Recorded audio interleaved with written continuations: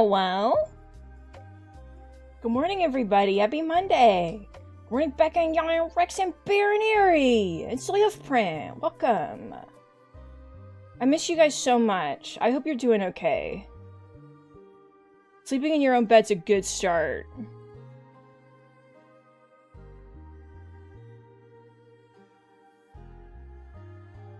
Happy Pride Month. An entire month. And then we have to go back into our caves. So let's really appreciate it while we can.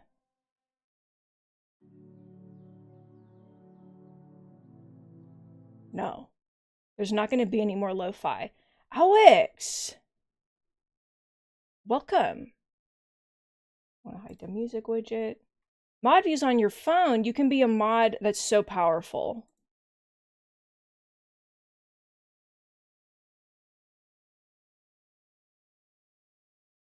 This is the weirdest aspect ratio that I've ever seen. Oh my god. What the fuck is going on? This is incorrect. No, stop showing me the... let me fix. Let me fix. Oh. Okay, I'm glad that you have a demo. What about... Where's the... What is strange? There's no options?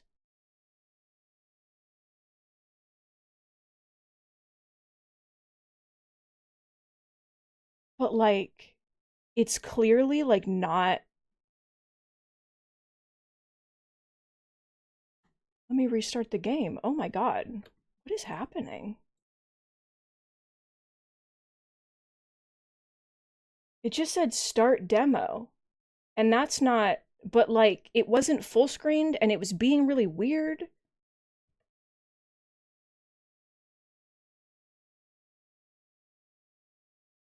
It's still being kind of weird.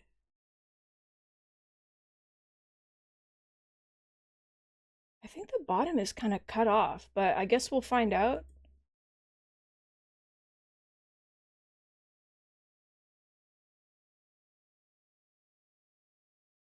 I have to go through all the opening logos again to know who made the game. Because, like, okay, let me see if I can... I can't... Let me see if I can capture it.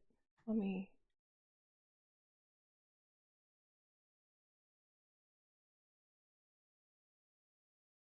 Capture? Oh, interesting. It shows up full screen on stream, but not for me.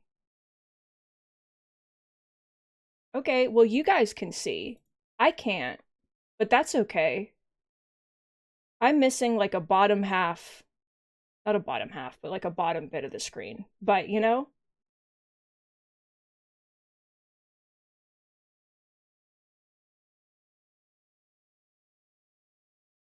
I don't know how to fix that. Look at all these voice actors that we've got. Everybody you've ever heard of is here. Everybody you've ever heard of in your whole life is in this video game, and they're here to say things to you. Everyone you've ever known in your whole life. I'm covering Matthew Mercer, but he's here also. So, what an interesting concept that this game will not let me perceive. Leaf Print! 20 months! Oh. Well, there we go! What the fuck are you even saying to me?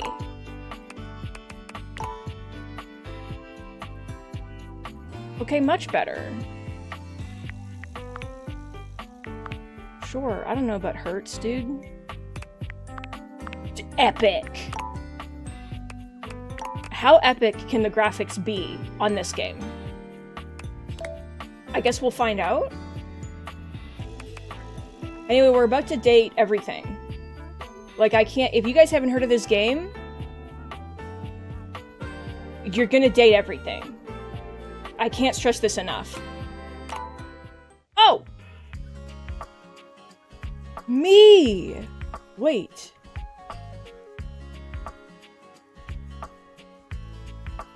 Who are we? Silly up front. I hate all of you so much.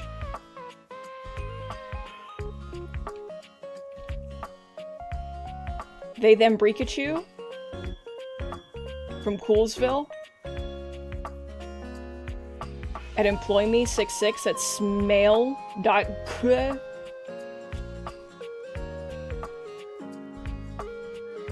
Thank you for the sip. Oh.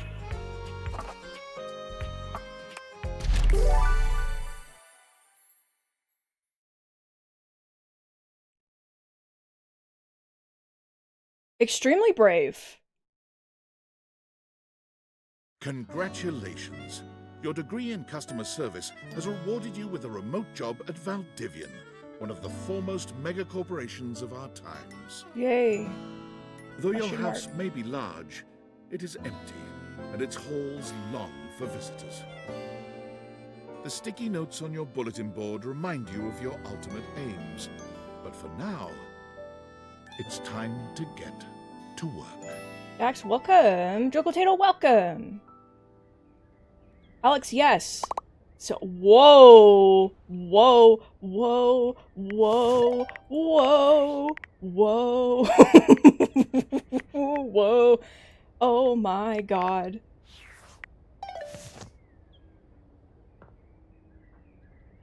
It's 3D. I didn't know. I'm walking around. Okay, inspect. Pencil holder.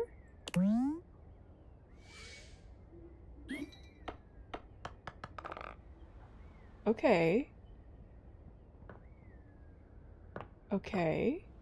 Good. Let me out of the room. Hello? Log in. Nights. Happy Tuesday from your favorite Chief Executive Officer, David Most. Where do I As have... you know, every day here at Valdivian is a reason to celebrate, as stipulated in your employment contract. Today, however, is extra monumental, as it's the first official day of our new hire. Please join me in giving them a warm welcome to our team. Out of the 30-ish job applications we didn't immediately burn, yours had the least spelling errors. You're joining us at a very exciting time, and we're all rooting for your success. Thank you. As it lovingly says on the plaque above our daycare center, Valdivian, our business is family. We're so excited to have you joining ours. Coincidentally, the daycare center has been shuttered indefinitely due to the recent economic downturn. We thank our Director of Child Care Coordination, Irene Thomas, for her inspiring work. Thank you. Oh, Tom, one moment. My chat is gonna cause some problems on purpose, huh? How are you guys gonna see all the funny jokes and goofs? I'm also in the way. I think we just lose. Kind of in this scenario. But rest assured, I'm making many perks and points. So... Hi there. You come highly recommended. I've heard great things about your can-do attitude. Thanks, Tommy. Oh, you are so welcome. I'm Tom, your manager. But you might find it easier to think of me as a leadership principal guidance associate. I'm not from your town myself, but I have heard great nice things about that specific locale. Seems like you are a customer success strategist. That's wonderful. You should be proud. I am. So proud. Customers deserve success, and in a strategic way. What could be better? Okay, champ. I'll let you get to it. Cool. What is my job? You there? Hey, Sam. Hey! Any advice? Just keep that customer service robot voice on at all times, and no matter how mad you get, never give it back to them. And remember, I might have set you up for this job, but you got it because you deserve it. You literally have a degree in customer service. Okay, landing on thick a bit, bud. I'm allowed. Oh geez, here comes my manager. I gotta get back to work. Good luck, okay? Thanks, You Sam. got this. Okay. You have new tasks. Oh, select a customer to service? What? I have a broken sewing machine. Okay. What seems to be the problem? Oh, I don't know. It stopped sewing a couple of years ago. I'm so sorry to hear Can that. I get a refund, though? Yeah. Sounds good. Hello, I purchased this book and I'm extremely angry about it. Is there a manager I can speak to? Do you want to go on a date?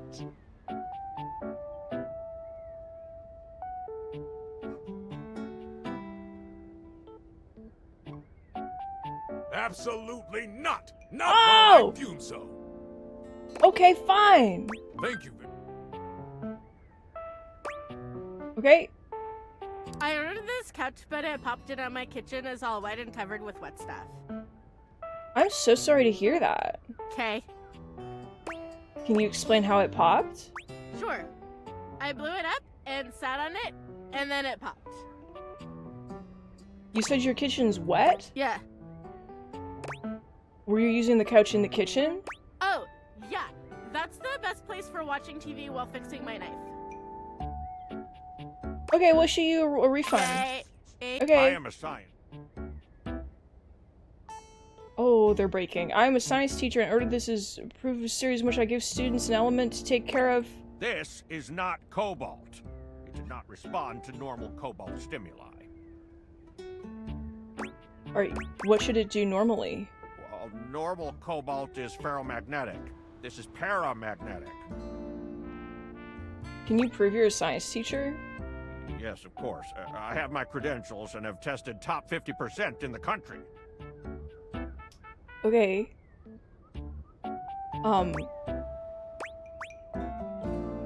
Are you single? I am not. Happily married to my husband. Damn. Am I to understand that rather than help me with my plight, you are using your position to propose romantic dalliances? Yes. Such a dismal state of affairs. No!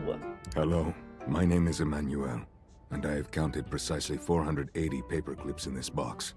I would like a refund promptly. Thank you.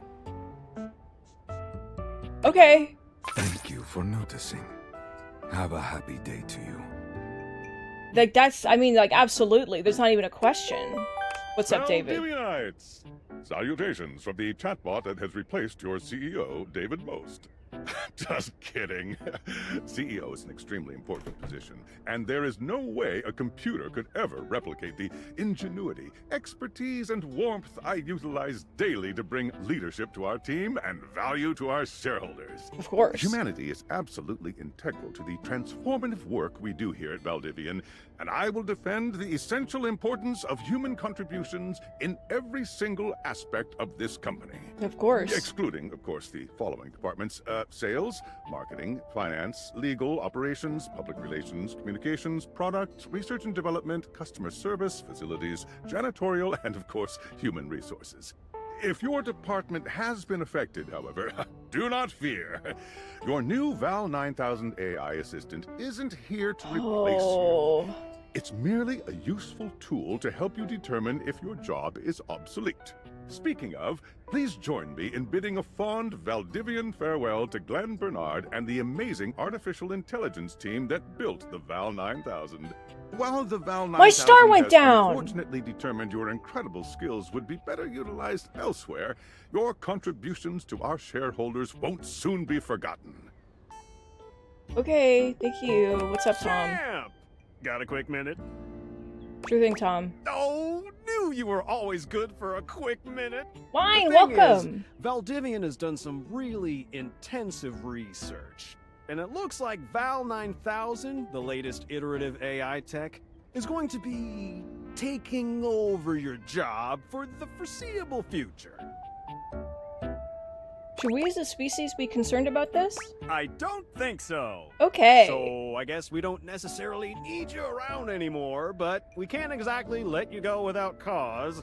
You and I are in something called labor limbo.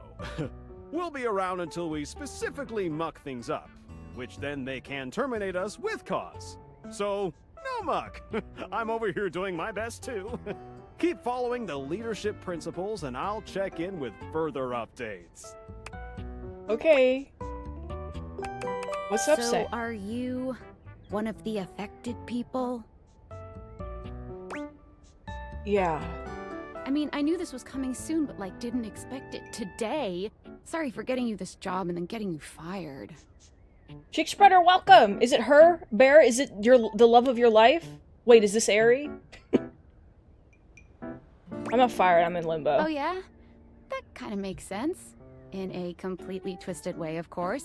Well, they're gonna lock you out of here on your computer, so we can't talk here anymore. Are you on Discord? Yeah, I signed up, but I didn't know anyone. Well, you do now. We should talk there more. Take me to Discord. Who knows who's listening to us here. Talk to you later. Yeah. Where's Discord? Oh. There it is. I have a little smiley icon. Tinfoil hat. Okay, here goes nothing. I'm scared. No need to fear. Hi. I'm just an anonymous hacker sending you a package. Any second now, you will receive a delivery via drone to your front door. Tell absolutely no one it is in your possession. I will return with further instructions when the time is right. Cool. Perhaps.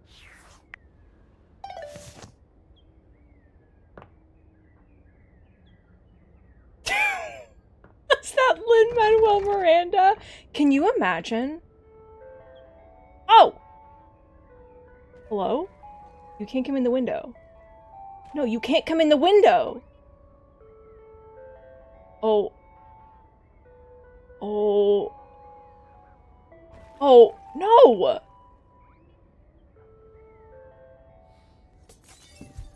Oh, God. How the fuck? What? Okay, very strange. Oh! He's in. Hello?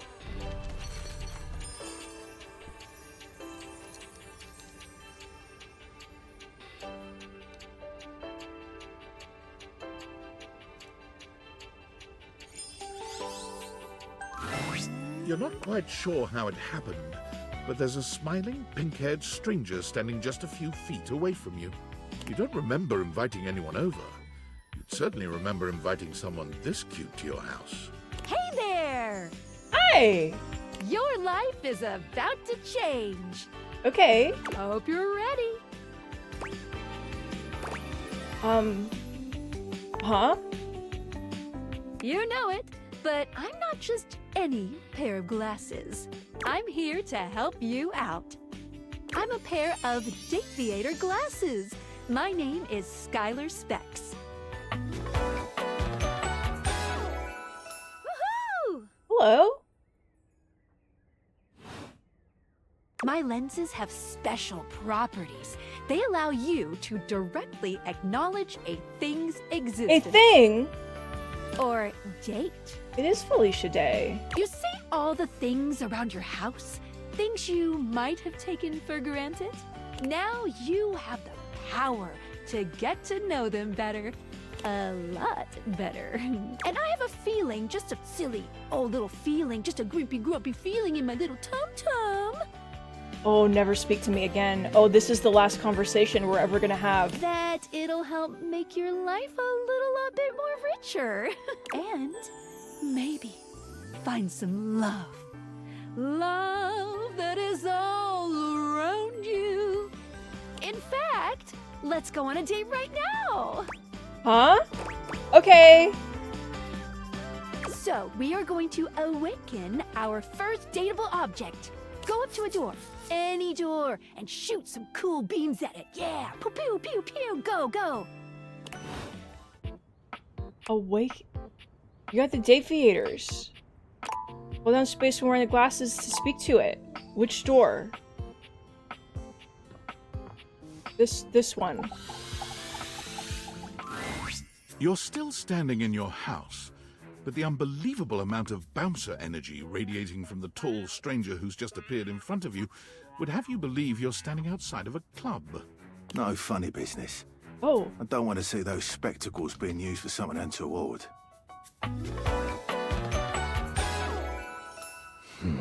Dorian, because he's a door! Hey, Dorian. Trust me, this is going to go super well. You sure about that? Yeah, I'm looking for love. Love? What a gas. I believe everyone here should be friends. A romantic Dorian king? After awakening an object for the first time, you get to speak with them here. You get to speak with each object once per day. We get a little knackered by using this newfangled Deviator rubbish, you see. Sometimes when you reach a certain level of affection with a dateable object, your relationship status changes. There are 3 statuses: love, friendship, and hate. Enemies. Love can get you towards some really special paths for those you are truly interested in. But it's not necessarily the best of the options in my mind. Dorian is a big defender of friendship. If everyone were friends, the world would be an awful lot safer, in my opinion. I've seen the complications of love. I've lived through the jealous quarrels of hate. No. A true bond is one between 2 friends with none of the intricacies of romantic tension. That's Okay. our bouncer Dorian talking, but you can go toward whichever one you like. Even hate, which isn't my fave personally. You speaking of Reggie? Ugh, don't remind me. Reggie. Human, you seem like a good sort. So we'll be friends. For now. Okay, I love you, Dorian. Friends with little faces! Feels good, yeah? But friendship gets you even more than that. I call it specs points. Take a look at this cool personality chart. Number go up. Number go up? Number go up? Oh, God. Oh. Each dateable object has points to give whenever you achieve an official relationship status with them. Get more of them to be able to choose some more advanced options. Oh. You wear it well. Thank you, Dorian. You can check out your specs points on your phone, which... Wait. We gotta talk to your phone. Duty calls, love. Bye, Dorian. All right, bye, Dorian. Pick up your Mwah. phone and then shoot my beams while it's out.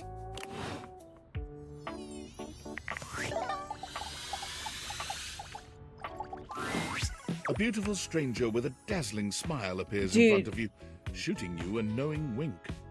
She turns that megawatt smile Hey, your girl. way, and it feels like the sun is shining only on you. Hey there! Ooh, I like it much better up here where I can see your face. Hey.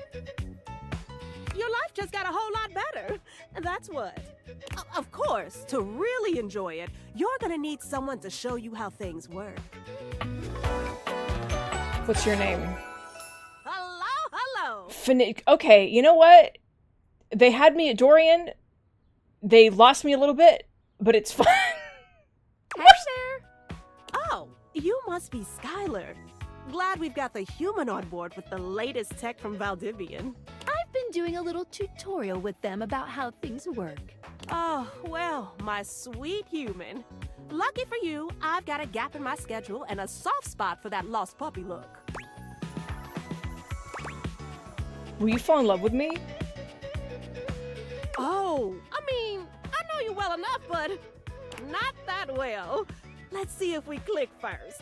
Just play your cards right. I mean, there's no harm in asking, right? I installed some apps on your phone that are only accessible when you put on your glasses. Bring out your phone, put on the glasses, and you'll see some new ones. One of them is an app Skylar made called the Data Dex. It's my way to keep track of all sorts of fun info about us dateable objects. Because there are a lot of us around this house. Ooh, you know what? Maggie the magnifying glass also just dropped a really cool app.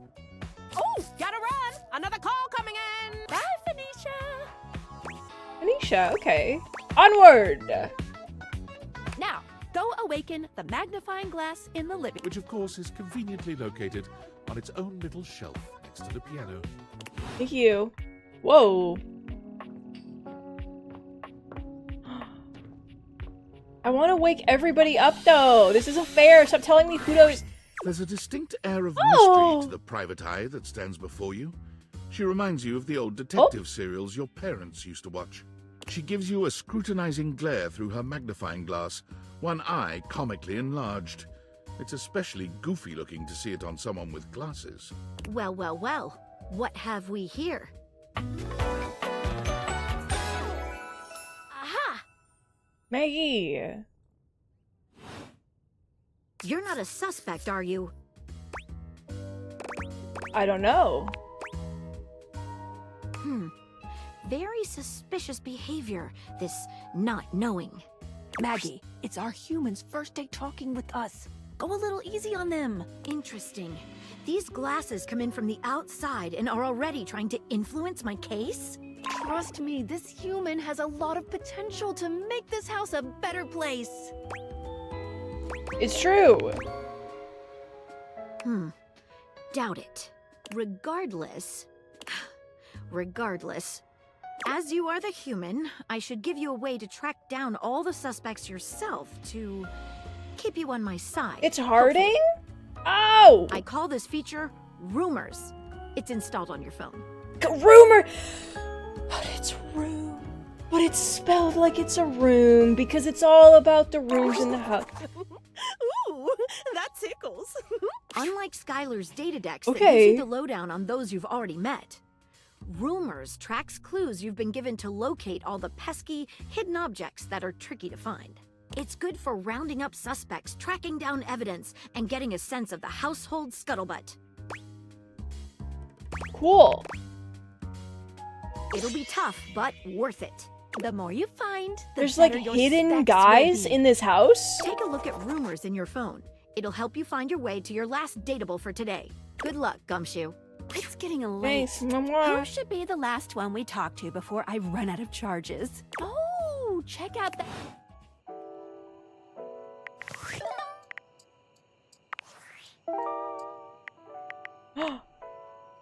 Dory mentioned someone named Reggie. Maggie thinks you should talk to her bed next. Reggie the...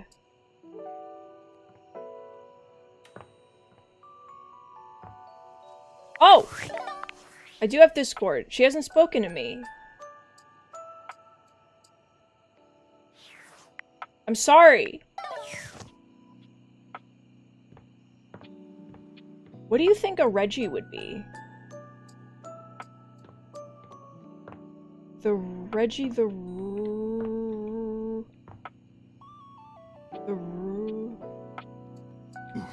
fridge.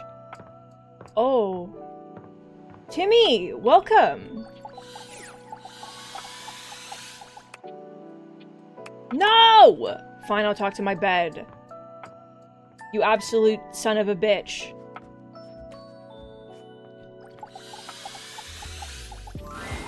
Standing here in your bedroom, you're struck by the realization that it's been entirely too long since you had anyone near your bed who wasn't, well, you.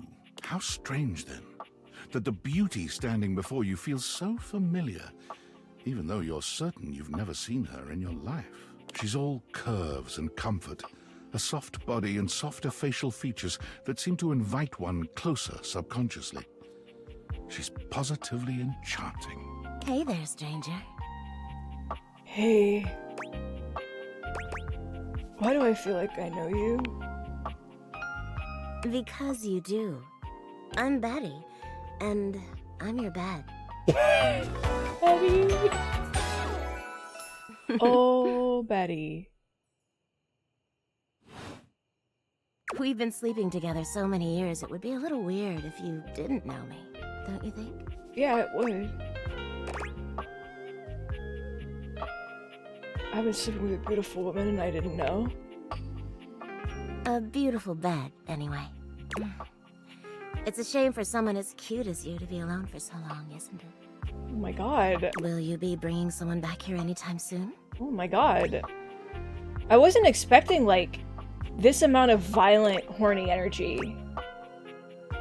I hope so. Don't you worry. I have a strong feeling that'll be changing soon. Okay. Oh, by the way, Skylar told me everything. But don't you worry, I might be here now, but you can still sleep in your bed just like you always do. You can choose to talk to me or not. But I do hope you'll come talk to me. It'd be nice to finally get to know each other. I love to know more intimate level. Oh, but I already know you intimately. But I suppose it wouldn't hurt to know Oh my more, god. would it? Well, anyway, I'll be here. See you tonight. See you tonight. Which is right now. See you then. Sorry I'm late. I took a look at rumors and got caught up in some real head scratchers. We can talk about it later. For today, I kept you on a tight schedule, but tomorrow is a brand new day, and you can truly experience your new powers to your heart's content. Skylar is the glasses I'm wearing right now. Oh, hitting the hay already? Come get comfortable then. Good night. Oh my god. See you tomorrow.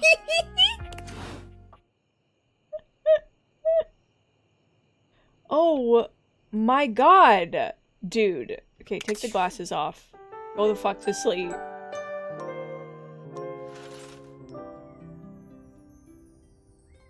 Okay. Good morning. Oh my god. Are you ready to start getting to know everyone around here better? Maybe finally find some love?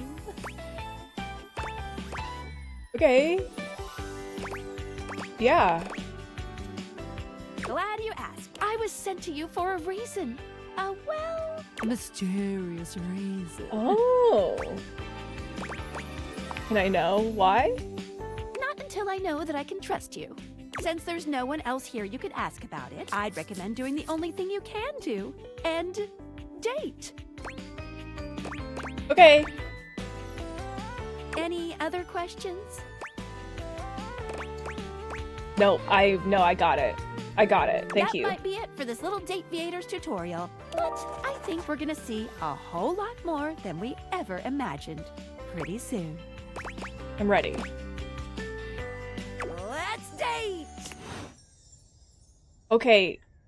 Alright, everyone, pick an object. Like, it's chat participation. The stairs? Okay, interesting. The fruit bowl? There was a D20 in my office. The railing, the fruit bowl, the toaster, the knife block. This? This thing? The oven? Okay, wait one second. A burly chef Ah! sits in your kitchen, looking at you expectantly as he stirs a saucepot. Despite his intimidating stature, there's warmth in the depths of his dark eyes. Is there? You must be my new sous chef. I'm Stefan. Okay. There's a Hey. cat clock? Okay. Hi, Stefan. Are you ready for prep? I wish you didn't say that like that. Prep? Stefan regards you in silence for a few long moments. Then why are you here? Oh, God! An adorable chicken-shaped timer slides into the Oh! conversation, settling on Stefan's shoulder. Mr. Cluckles! You're right, Mr. Cluckles. I could stand to be nicer. He takes a deep breath steadying himself, then points dramatically at you. You! What are you doing in my kitchen? It's my kitchen. This is my kitchen. Oh god. You must have me confused for someone who thinks this kind of thing is funny. I'm busy. I've got a whole lot of folks to feed, and unless you are here to help, I need you to step out of it. Wait. Do you smell that? No? Yet you possess a nose, do you not? I make do with my hood. Oh! Yes. I'm preheated. I know. Thank you, Mr. Cluckles. Always keeping me on track. Like some humans who come in my kitchen just to distract me. Alright, Stefan. It's a little chicken timer, though. That little chicken timer offers more help than you can imagine. He understands the type of establishment Look at his I'm trying flame to run around. details in his hair. It's cute. Are you okay? Only a human who doesn't understand cooking would ask me that. Cooking is life. It's not just food, it's your soul. Maybe one day you'll understand that. Until then, I'm wasting heat standing around here talking to you. Anyone ever tell you how rude you are? Well, of course they do. And they didn't know a crate from a grape. So I couldn't give a damn about what they say. Okay. Go on, shoot. Okay, Mr. Cluckles. All prep should be done in 7.5 minutes. Start the timer. And go! Alright, I'm happy for you, dude. Are we doing the clock?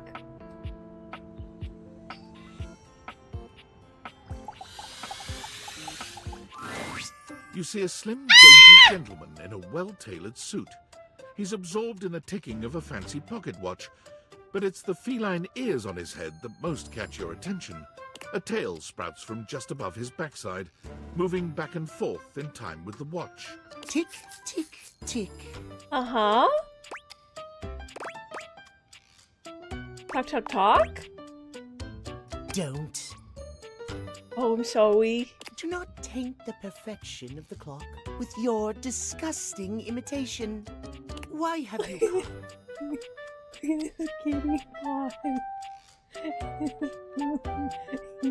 I don't see interruption to meditations on the beauty of time on the schedule. Oh. I just want to appreciate being a time whatever with you. Oh, well, I can certainly make time for that. Where did Alex go? Perhaps you do not know this, as so few are as attuned to time as I am. But punctuality is of the utmost importance. So if you wish to speak to me, you must make an appointment. Okay. Are you a VIP? If VIP stands for very intelligent and punctual, then yes, I am. If you wish to make my acquaintance properly, you will return with an appointment.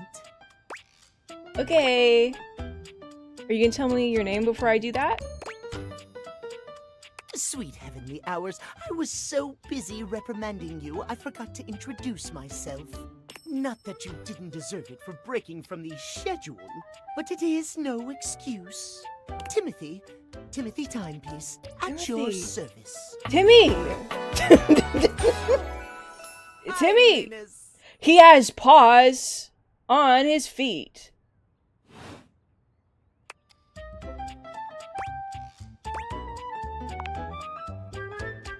It most certainly does not. Oh! We should all be obsessed with the beauty and perfection of time. The safety of it, really. As long as one abides by the schedule, nothing can be out of place. You will abide by the schedule, won't you? Of course! Excellent. I thank you. Okay. I will see you at noon sharp, and we can speak then. Do not be early. Do not be late, and do not try to see me at another time. If you do, catastrophe on timeliness. See you then, and not a moment before. Okay, I love you. Bye. Mwah. All right, everybody. Pick your next guy. Becca, why are you doing this to me? Why are you looking up? Why are you doing this to me? Wait. The fuck is that? This? This bag?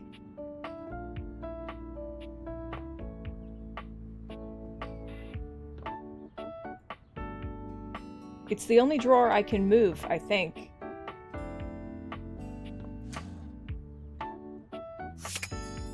Oh, it is its own thing. The stranger standing before you is dressed to kill. A sheer Oh, I black get catsuit, it. studded Oh, I black see. manacles Oh, I with get it, pink and I fur see. trim, Oh, I get and it. a variety of Oh, I brightly understand. colored accessories drape their Oh, I shoulders understand, and I get it. frame their delicate features. Oh, I'm comprehending this. That I'm. All right. Loneliness has been such a defining factor in your existence over the last few years. You've almost forgotten what it's like to be around others. You've certainly forgotten what it's like to be around someone like this. You almost feel as if you've stepped into a sex shop. Oh, I'm getting a reading. It's a secret feature. I don't want a secret feature right now. It's called content aware. It goes off whenever I have the feeling that something a little off-kilter might happen. It gives you the chance to see if this dateable might be someone you might want to skip due to content concerns. Nope. I'm good. No problem. Carry on. There you are. I was beginning to think you'd forgotten me. Oh, your gender. Mm-hmm. Cute. Oh, Daniel. Daniel, what a time! Welcome! I'm Benoit, your partner in pleasure. Timmy, take a guess. Timmy, take a guess. Look at this person.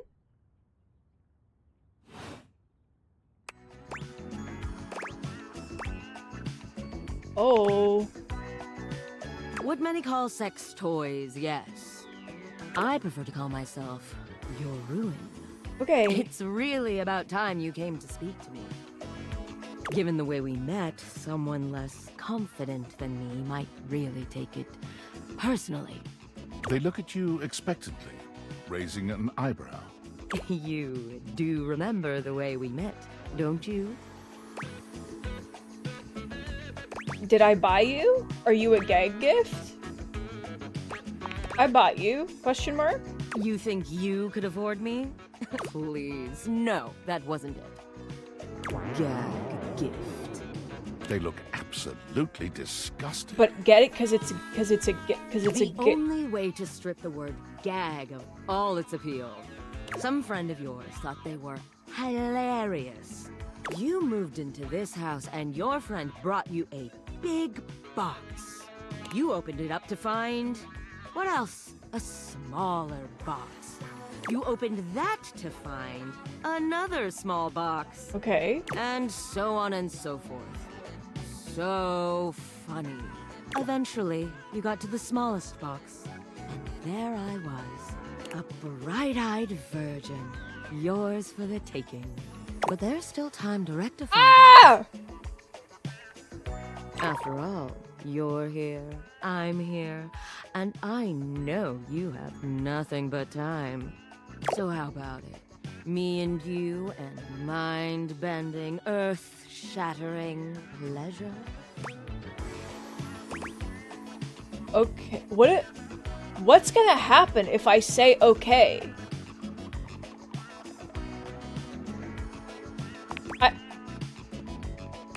I knew you couldn't stay away much longer. Come here. Benoit takes you by the hand, Oh. guiding you to lie down on your bed. What happens next is a blur of sensation. Benoit is everywhere at once, taking your hands and showing you just what to do to blow your own mind. You've never experienced anything like it, and you know you'll never be the same again. Okay. Alright, everybody, pick an item.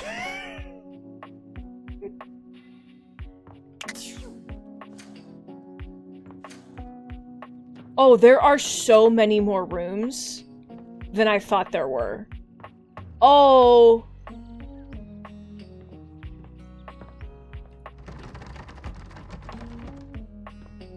I feel like the fridge will be a big man. I do want to do the D20. This is like, there's so many guys I want to do. Daniel, you can't ask. I feel like the fridge will be a big man. Let's find out. For you, Yana. You'd hoped you'd meet your refrigerator, but it seems he's already Two busy of them? with another guest. Freddy, this is all rather dull. How can you say that when you haven't heard the coolest part? Regale me. The point in which gelatin goes from a liquid to a solid.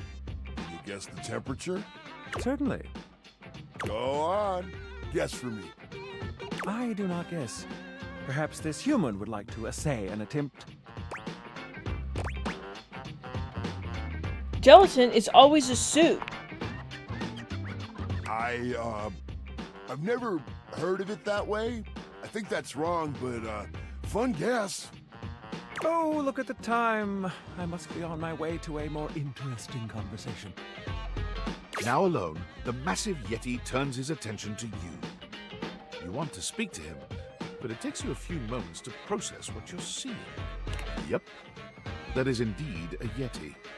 Massive, furry, and decked out in his finest winter wear. Huh. He ran like he didn't want to be here or something. But you, with the answers and the listening, that can only mean one thing. You're madly in love with me? Specifically? Well, yeah, but not in an official kind of way. Okay. It's that with you standing in the kitchen, I'm no longer the coolest thing in here. That's kind of sweet. Thank you. That's me. I try to be sweeter than that chocolate bar you've been hiding from yourself inside the butter drawer for the past few weeks. Don't worry. I'll never tell. But really, to what does old Freddy here owe the If this is pleasure? Freddy, who's Reggie? Reggie the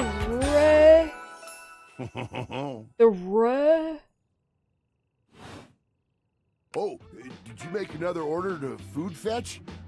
What did you get this time?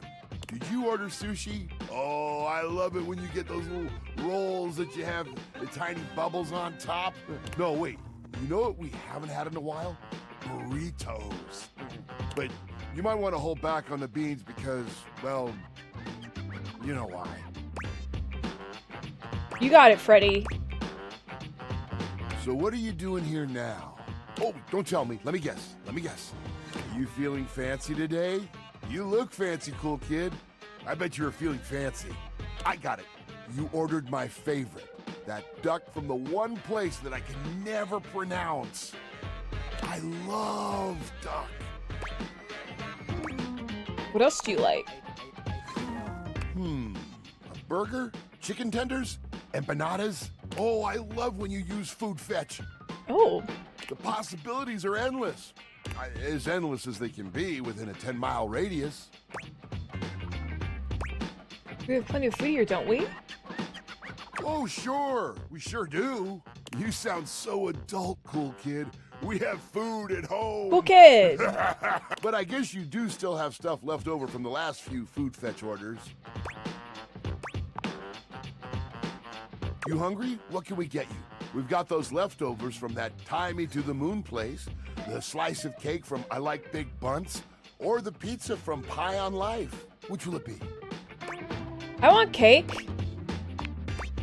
I want these chicken nuggets. Yummy! I like Big Bunts and I cannot lie. I'm still surprised that you had the willpower to save this thing. This peaches and cream bunt cake is just bursting with flavor. No peach flavoring here, cool kid. They use the real stuff. I did try it out a bit as I held it for you. Easy fix, though. Get 2 paper towels, kind of moist, put one under the slice and one over it, and slide it into the microwave. Uh-huh. Trust me, just for like 20 seconds or so, kapow! A bunt so fluffy, you can't help but take a bite. Got it. Next time you're feeling peckish, You know where to find me, cool kid. I'll be here waiting. Okay, I love you. I have one guy left for this day. I have one guy left. Name your price. There's a washing machine. There's a vacuum. I think that all the stuff on the counter is gonna be the oven guy, because that's what the chicken did. It's hard to tell. Wait, I have my...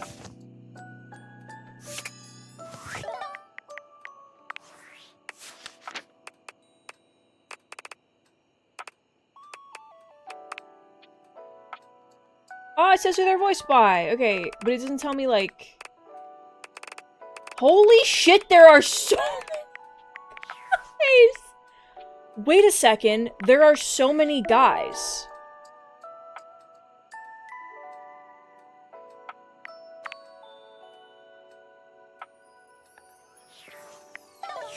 Alright, okay, no. Okay.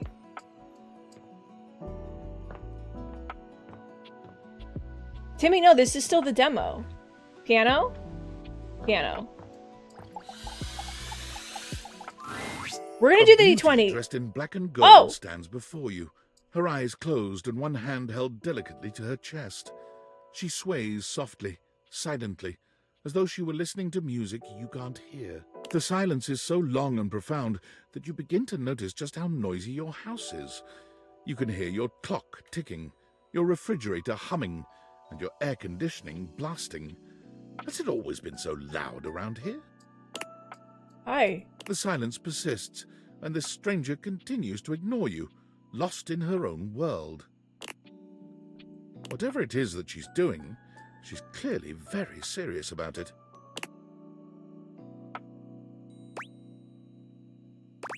I'm not gonna interrupt. She continues to stand in stark silence, unmoving for what feels like an eternity. But eventually she finally opens her eyes, taking a grand sweeping bow after. The end. Yeah. How was that? Brava! That was door 33. Surely you recognized it.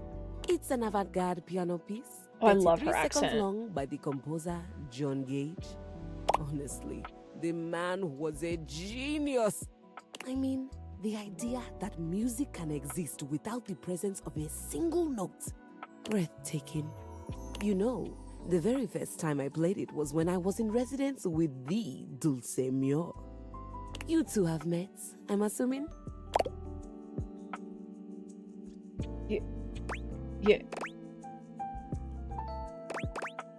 Yeah, definitely we have. Anyway, our audience that night was completely hopeless. They all kept waiting for the music to start, as if they couldn't already hear it. A rustling program, a muffled cough. It was all being performed in real time, but they kept staring at Dulce and I like we were the Philistines. Still, it was one of my finest performances to date. It also didn't hurt that Dulce had requested to work with me specifically. I can't tell you just how often that seems to happen. The talent always just seems to flock to me. Speaking of, what is that bizarre little refrain you've been playing over and over as you pass by my keyboard? It almost seems like music. Very atonal.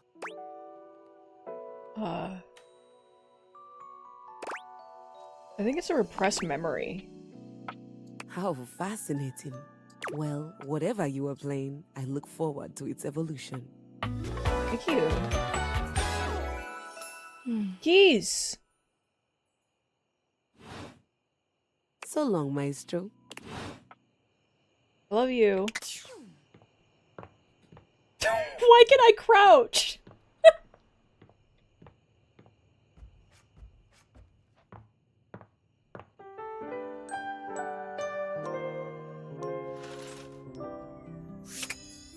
All right. Name an object again, everybody. Rise up.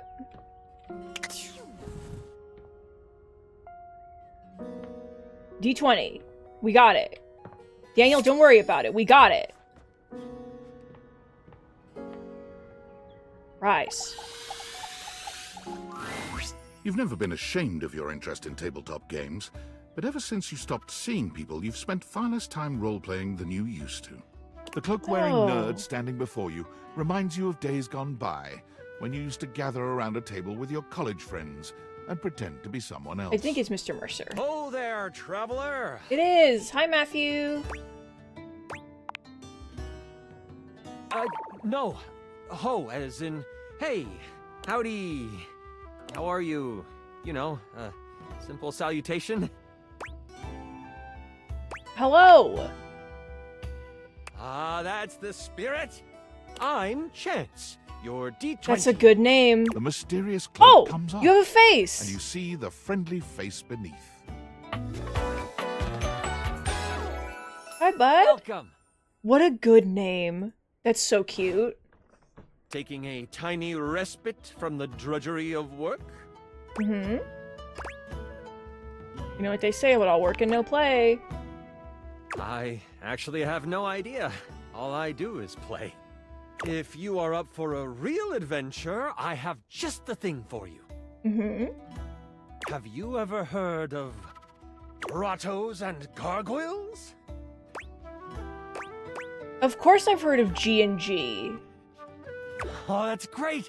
What's your favorite monster? Oh, and what about your favorite mystical weapon? Or class? Oh, I have so many questions. I like all of them. Wow! Someone else who feels the same as me? Oh, it's so hard to pick a favorite. Everything about G&G Oh, he's like is best so friend cool. material. He's a good You guy. wouldn't want to maybe kinda play with me, would you? It would only be the single greatest thing you could do for me. Of course, dude. That would be a lot of fun. Chance's eyes light up, his hands balling into fists as he does his best to contain his excitement. Really? Holy crit! Someone to play with me! Oh my You god. have no idea how hard it is to find someone to play with. Can we play with just the two of us? Sure can. Don't you worry about that. Your chronicler will balance everything for solo play. Regardless, it'll give us some time to get to know each other better. Okay, I can roll with that. Ha ha ha. It's time to get you your character. All we have to do is choose your stats, your powers, and your weapons. Then your armor, your lineage, and your gargoyle gauge. Although I might leave that out for this first character. It's an optional setting. See, you can have a portion of gargoyle blood running through your veins, which lets you... Okay. Oh, of course. It is a whole heap to take on your first time out. How about you let me make your character for you? I know the game inside and out, and you can just show up and play. You're the best. Oh, I'm so excited. You have no idea how much fun we're going to have. I'll even build the session based on what class you pick. What are my options? There are 3 classes I can get rolling for you. Only All of them are 3? awesome, but they won't be That's too much of a crazy. challenge. I'd suggest the Troubadour, the Guardian, or the Enchanter. Which one would you like? The Troubadour? The Troubadour. I'm so excited! The Troubadour. A fantastic character to start your adventures with. I hear that Dasha wanted to roll with a Guardian if someone was playing Troubadour. Dasha? If you two know each other, I'll invite her. She's not hard to find. Right underneath me. Oh, the desk! Now that I know who you want to be, it'll take me some time to finish building out the session for you. Give me a day? I should be ready by then.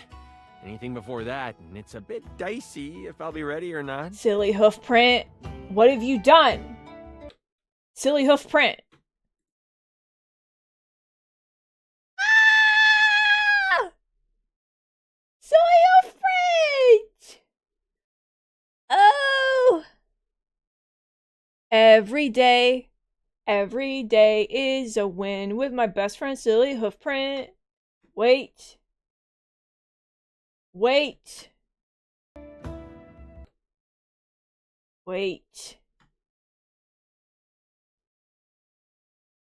Every day is for me. Where are they?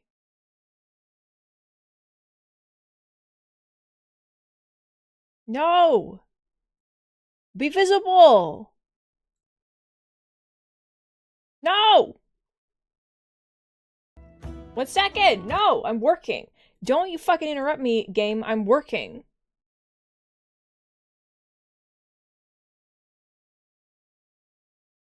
Yana, I'm gonna attack you. Oh, I see. Oh, I see it. Oh.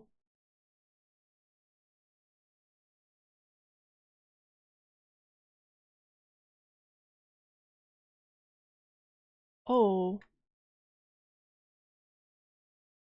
It is having a hard time snapping to my head.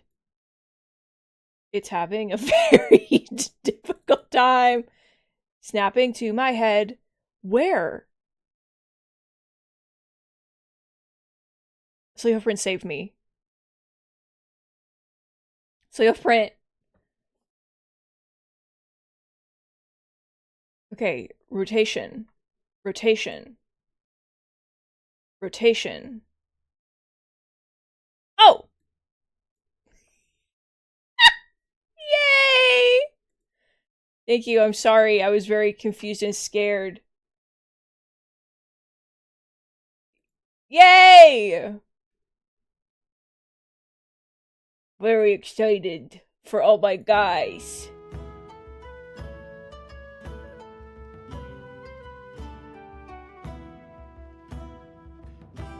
Yay!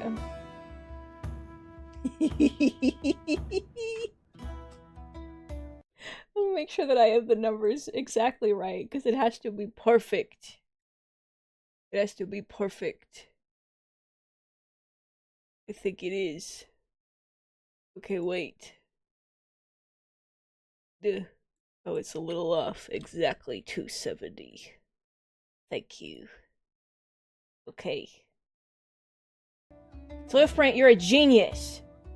This is gaming, baby. Are you kidding me? Haha, me neither. Oh, it's been so long since I've played. I'll see you then. Okay, I love you. Alright, everybody, pick a guy. Do we want to do desk? Do we want to do garbage? Do we want to do curtains? Do we want to do the railing? We got to invite the desk to gaming. I was also the computer. We gotta do the toilet. It makes sense that your desk is as muscled and sturdy as she appears to you here now. But you still can't say you were expecting all this. She looks like she could snap you in half with a pinky, but also like she gives the most incredible hugs imaginable. Aha! A stranger! Oh! I am Dasha, and you have quite the look on your face. Big. Big and strong and powerful. I didn't think my desk would be, Muscled from head to toe? You are not the only one to be left speechless by Dasha's muscles. Do not be so surprised. It is only natural. After all, holding so much on my shoulders day in and day out, my job demands muscular perfection. That's enough about me, though. Tell me about yourself. You have intent in your eyes. Have you come to ask me questions?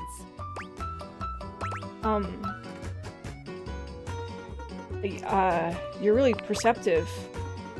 I see much here through the day. I have become very good at reading people. Your eyes might as well be question marks. But listen to me go on. Speak, friend. I was hoping to revive my love life and also to play G&G with you. you. You have come to Dasha to help you do this, yes? You have come to the right place. Tell me more. I get nervous sometimes. Do not be nervous. I will Okay. help you train your heart.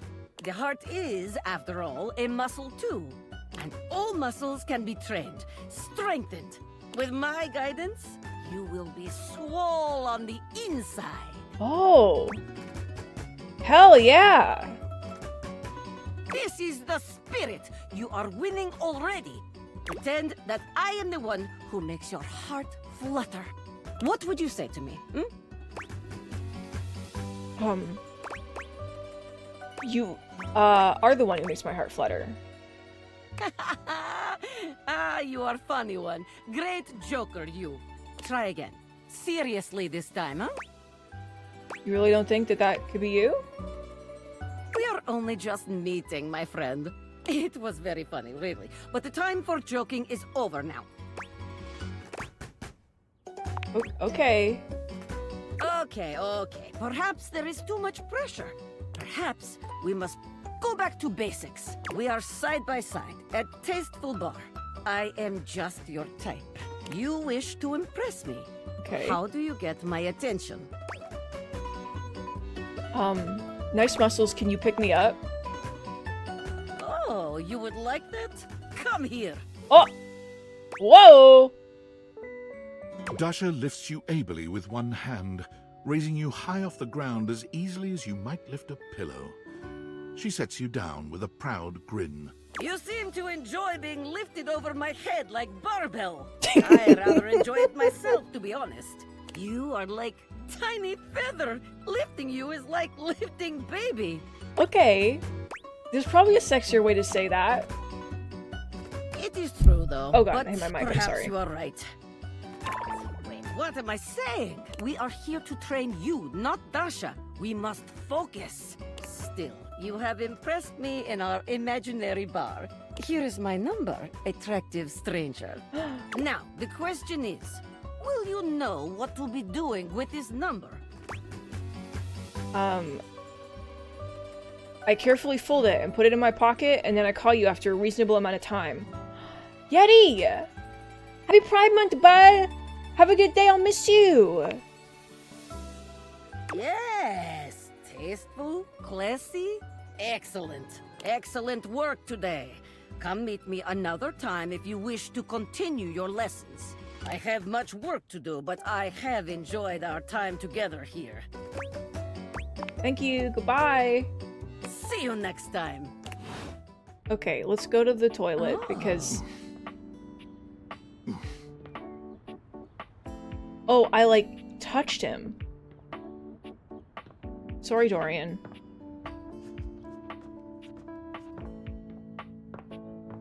Alright. Everybody lock in. There's a strange rapper standing in your bathroom where the toilet Now that's an is. interesting choice. He's dressed in white and gold, but where his outfit is clean, the look he gives you is downright dirty. While you might be curious about this toilet man, it seems more than clear that curiosity doesn't go both ways. Hi? Hey.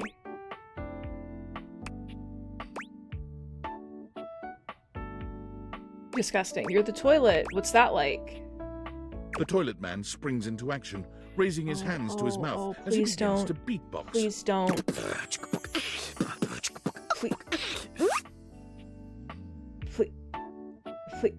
Please don't. Till Crapper's a rapper, he knows how to go. Plumbing and drumming or buzz about flow. Oh. You black spikes, he'll be ending your life when he slams your head into the bowl. Oh, on a toilet roll. Je ne puis sois out of control. Over, under, never, blunder. Speaking more words than an ancient scroll.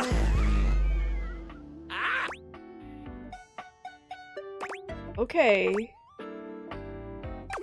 No. Holy crap was John Liu's old stage name. Of course he's Now French. he is That's with the Lil toilet. Crapper. More secular, huh? Wider appeal, you know? Anyway, you know Lil Crapper. You love him. Everybody does. I don't. I don't like him. Okay, you know what? The name's good. The name's good, and I'll give you that, but that's the only thing you'll get from me. You come to here as beat. Nope. Or maybe you ate a pizza. No. You got to take a No. seat so you can No. deposit the food you eat. Don't know No. me. Don't know me. Oh, no. This human thinks that they own me. There's always one thing on my mind and always one thing only. I'm a rapper, the best you seen, a shining dream in porcelain. He's like a bidet, only spitting the truth, going down quicker than gin and vermouth. They call him a party mouse, letting the naughty out, but that's a way to appeal to the youth. Okay. It's not nice. It is the best. Because Lil Crapper is Okay, the best. I'm never speaking to You want to you. be like Lil Crapper? You want to meet him on his Again. level? You want others to love you like they love him? Impossible. The ladies love nobody as much as him. The amount of ass he gets would make you weep. In fact, it is not just the lady asses. Lil Crapper accepts any ass. He is not picky. He accommodates. Oh! But some do not accommodate. These are the people he has no time for. Those who don't understand his syncopated singing, they do their business, they leave, he does not talk to them. You want to hang with Lil Crapper? He won't Do as stop. does. He won't stop. Nope. Not gonna do that. Not just rap. You need to show him that you can crap. Nope. Crap. Crapping. Short for cool rapping. Lil Crapper is always crapping. Now it's your turn. He won't stop. I don't think people interpret that the way that you want them to. Jean-Loup makes a dismissive gesture. That is their problem. Lil Crapper, he is ahead of the curve. He is a wordsmith, eh? He is like Voltaire, French, and smarter than you. Voltaire! On a related note, Voltaire was my number 2 pick for my nom de plume. Okay, I don't want to learn how to rap. Not from Lil Crapper. Okay, get me out of this conversation. Lil Crapper is not a teacher, he is a test. You study on your own time. But if you can match it, if you have Okay. the skills to woo Lil Crapper, No. any partner will be within your reach. In fact, if you can match No. Lil Crapper in a... Enough! Lil Crapper can sense you Oh. are unable to Oh, hold back your oh, passion oh, any oh. longer. So, what do you think? Do you have what it takes to face Jean-Loup? No. I don't, and I don't want to. Correct! Jean-Loup is glad you understand this. The rapping, she comes from the heart, the deepest part of the system. Like that little This rubber is bit punishment. that comes undone sometimes and the We were like, rapper haha, keeps funny. running forever. You know the bit. You need to experience life before you can spit it out in alternating phonemes adhering to some sort of a rhyme structure. As you are, you have no chance to defeat Jean-Loup. You want to clash talons with these two Oh, gallant stallions? my God. Go. Return to Lil Crap. I won't return. Oh my god, oh my god. Oh my god. Oh my god. Okay, pick an item. Everybody pick an item, but like a different item. Pick a yoga mat. Pick a television. Pick a treadmill. Pick this. I don't know. Juggletato, I will attack you. On sight. Fan? You've never been famous Oh! a day in your life, but as you try to evaluate the cute. excitable figure blatantly staring at you, you can't help but wonder if perhaps this is how it feels. She looks at you like you've just announced she's won the lottery, her eyes wide and her jaw dropped. Oh my god, this cannot be real. I must be dreaming, right? This is totally a dream. It has to be. Probably. Yes, that's it. That's clearly the most logical explanation. Right now, I am comfortably asleep in my bed, zonked out on Ambien, listening to the calming drone of my white noise machine. Because this right here, there is absolutely no way on Earth this could actually be happening, right? Believe it, sister. Oh my god, it really is you! She turns away from you for a few moments, fanning at her face, but it doesn't help her calm down. I just can't believe it. I mean, you prepare your whole existence for something like this, but then, when it actually happens, no amount of preparation could ever possibly be enough. I know that people throw around the expression shaking, crying, and throwing up, but I think I might actually do it. Please don't. Wait, did I say that out loud?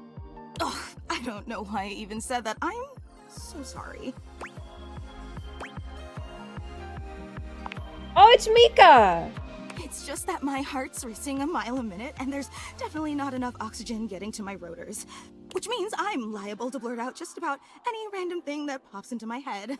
Taxidermy, penicillin, Ontario. You know, see? Just like that. Oh, I'm so embarrassed. What are you embarrassed about? Are you kidding? I'm making a total fool of myself. I'm sorry, I really don't mean to be overreacting like this. I just never thought we'd actually get the chance to interface like this. And now that it's happening, I'm totally blowing it, aren't I? No. Really? You promise? Yeah, I promise. Would you allow me the opportunity to just reset this whole interaction so I have the chance to put my best blade forward? Best blade. Of course, your best blade. Oh my god, you are the absolute best. Just like I always knew you would be. Okay, here goes. Hi there, I'm Fantina. And if it wasn't painfully obvious from my over-the-top outburst a moment ago, I am your biggest fan.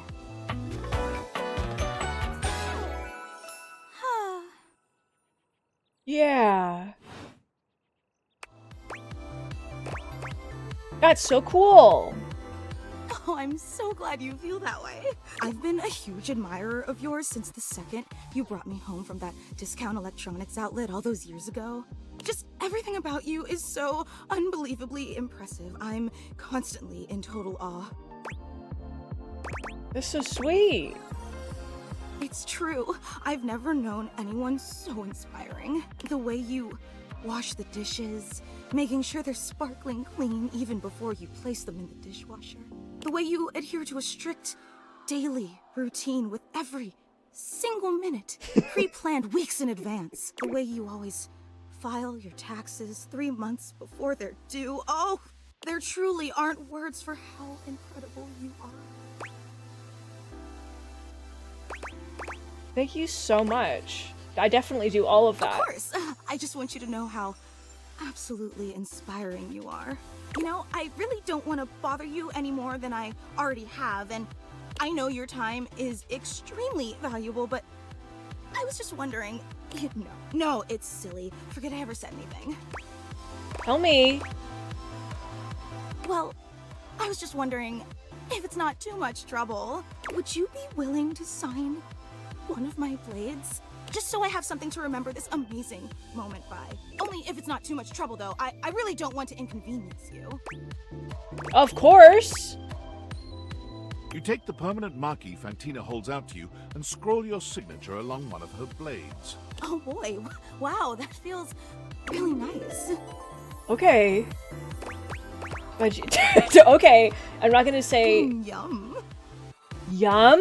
Oh, thank you so much. This is so amazing, and your handwriting is so immaculate. You are Yum yum. With that. I didn't realize I was in the presence of such a talented calligrapher. You're so nice. I'm just being honest. Wow, I can't believe I actually got your signature, and emblazoned on my own body, no less. Very naughty. Oh. I can't wait to show this off to everyone else in the fan club. They are going to be so unbelievably jealous I met you. Who else is in the fan club? Wait, you don't know? I thought for sure you knew. Yeah, you have a fan club. That's so cool. Who else is in... We actually have meetups every week. We talk about everything you've been up to at work, what new projects you're developing, discuss your menu for the week. Sometimes there's a raffle. There's a very comprehensive agenda. How did everyone feel about Thursday's lasagna? They were so impressed. Gruyere was such an inspired choice. Maybe next time you should include some Fantina. Get it? Fantina, the cheese. It sounds like Fantina, the fan. That's just a taste of the hilarious banter you can expect. Ah. I know! Actually, we're having our weekly meetup real soon, and I would never want to impose or overstep, so please tell me if this seems inappropriate, but if you're not super busy... Of course. Seriously? You mean it? That's so unbelievably amazing of you. Oh, I can't wait to tell everyone. Thank you. Thank you. I can't wait. Okay. Alright, everyone. Pick another guy. I don't know how long this demo is, and I'm scared. Can you just date every guy on God's green earth? Is Reggie... I'm wondering if Reggie's the railing. Or if Reggie... Isn't the... we can do the fireplace? We can do a ship in a bottle?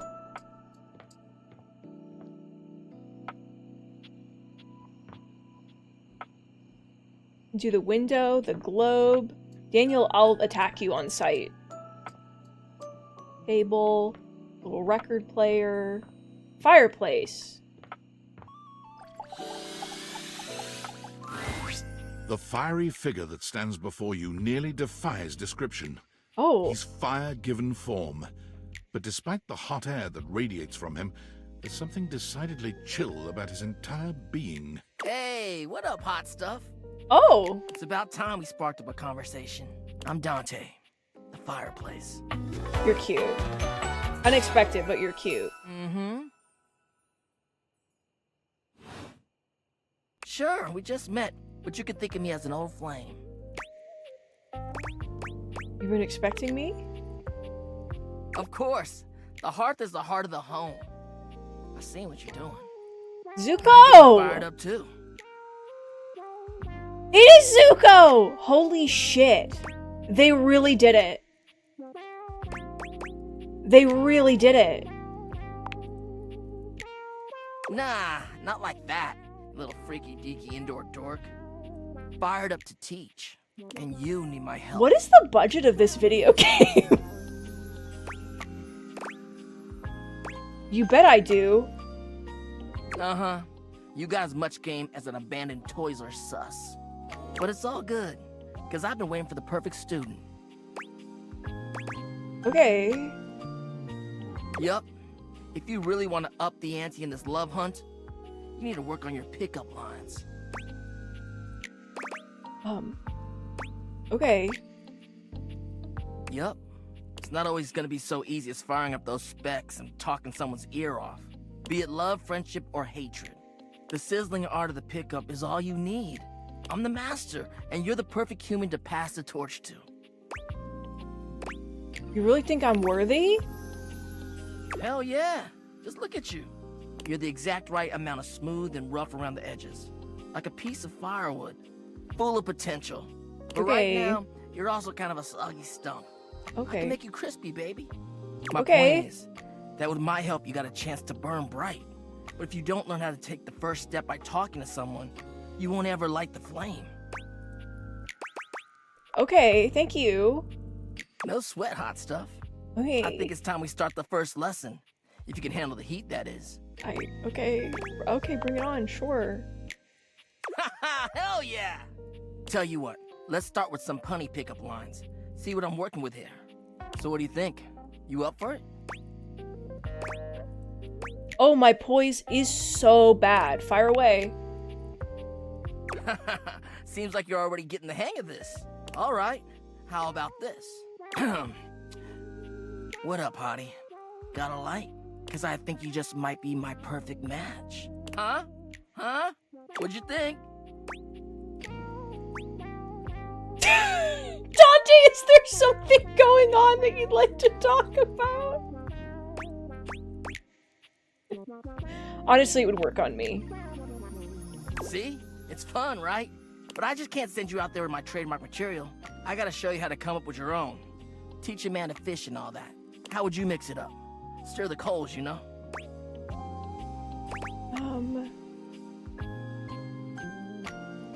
Change the opener. Okay. So what would you change it to? Oh, I am bad. Are you arsonist?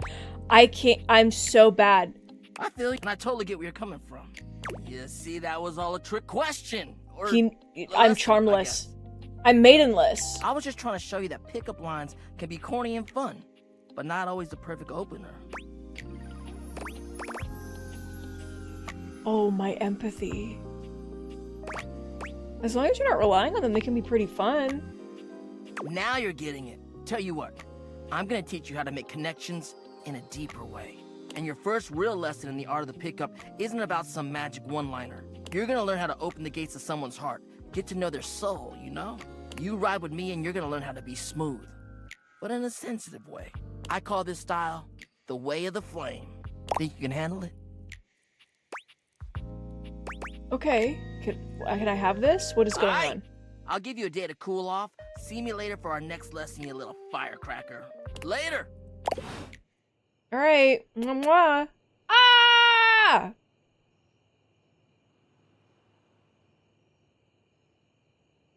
How could they do this to me? How could they do this to me?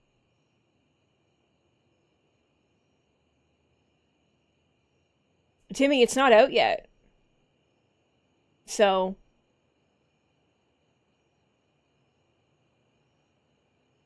it comes out this month, but...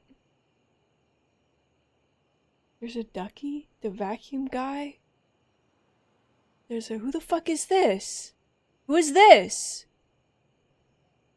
Who is this angel?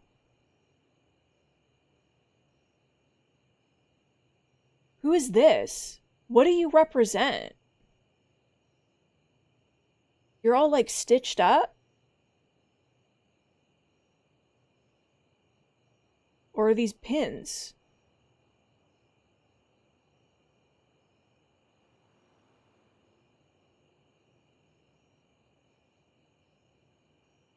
Unclear. Alright.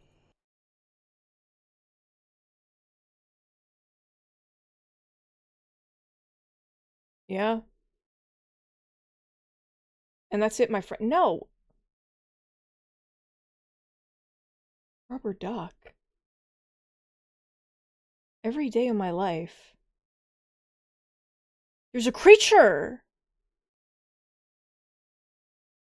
Get me out. Close the game.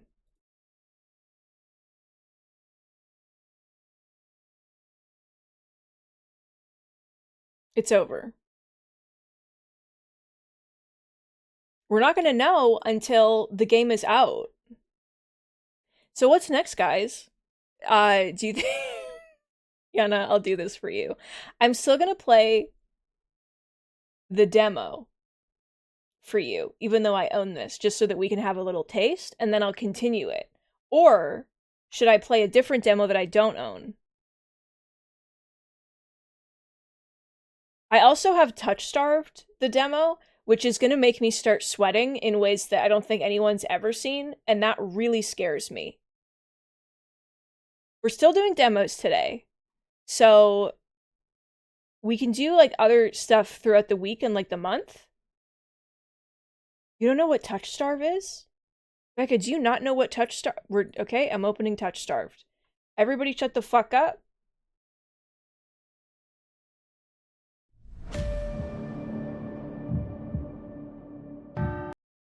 Wait. Wait.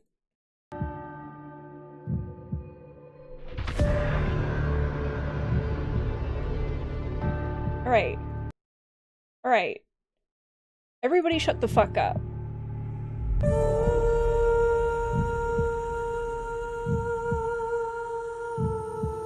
I can't believe that some of you haven't heard of this. This is probably really fucking loud. Alright. Streamers are going to create ship music volume to 0 in order to disable copyrighted music. This is a demo. Okay. Alright, I will do that. It contains mature content that is not limited to horror, graphic violence, strong language, alcohol and drug references, injury and dismemberment. Okay? So, if that doesn't like you, if that doesn't sound like something you're gonna like,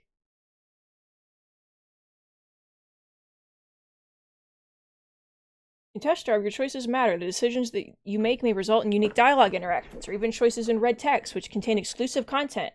Try playing the demo more than once and choosing different options. You might even uncover a secret ending. I have to... Please let me turn the music off. I'm scared.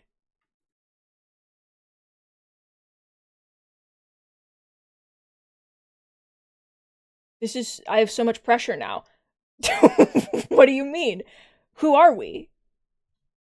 Who... If we could date... If you could date vampires...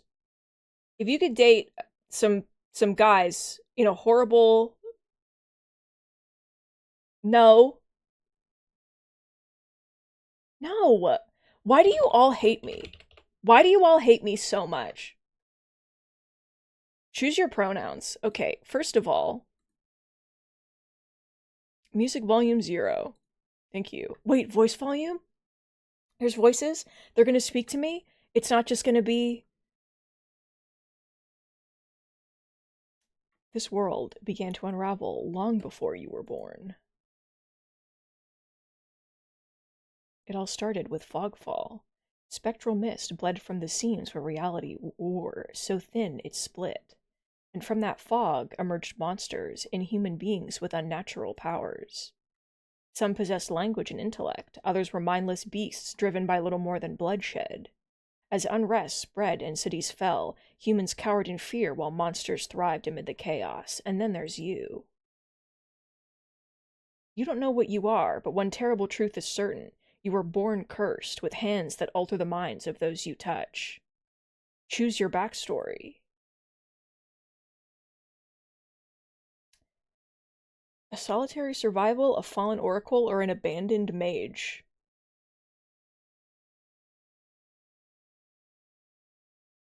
That's so interesting. You're an experienced spellcaster. You're a seasoned survivalist. You regularly experience unnatural premonitions. I'll be in exile. I love to be just lonely. Your name is Pikachu. I wish it wasn't correct. I wish it wasn't correct. I wish that that wasn't what I had chosen. Thank you. God, it's so quiet.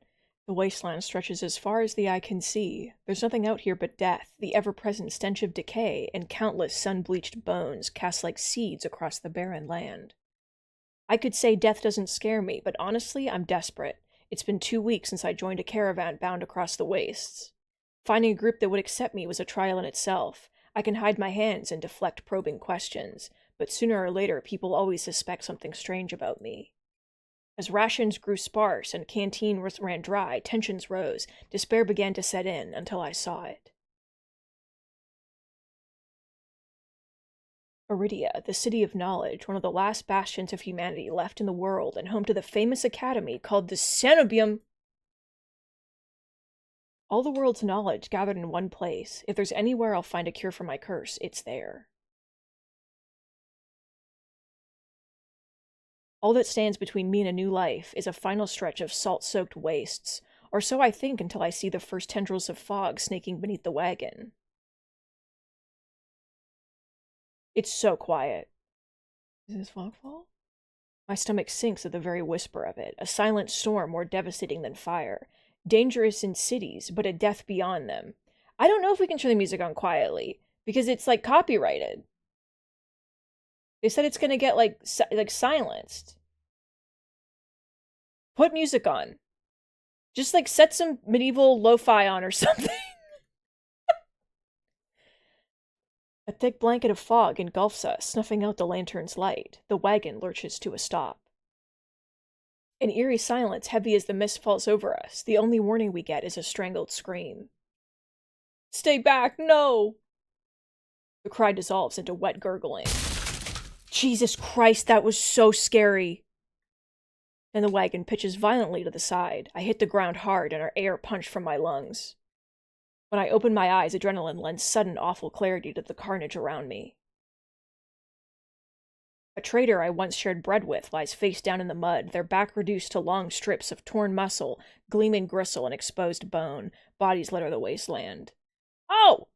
I try to rise, but my ankle explodes with pain so blinding, white blooms across my vision. Only when my eyes finally adjust do I see the dark shape before me. The creature! A soulless stoops over the twisted form of the caravaner. I freeze, but it swivels its head, a dozen bulging eyes twitch in my direction and blink as one. In that moment, I sense its gnawing hunger, an emptiness that cannot be filled no matter how much blood and flesh it consumes.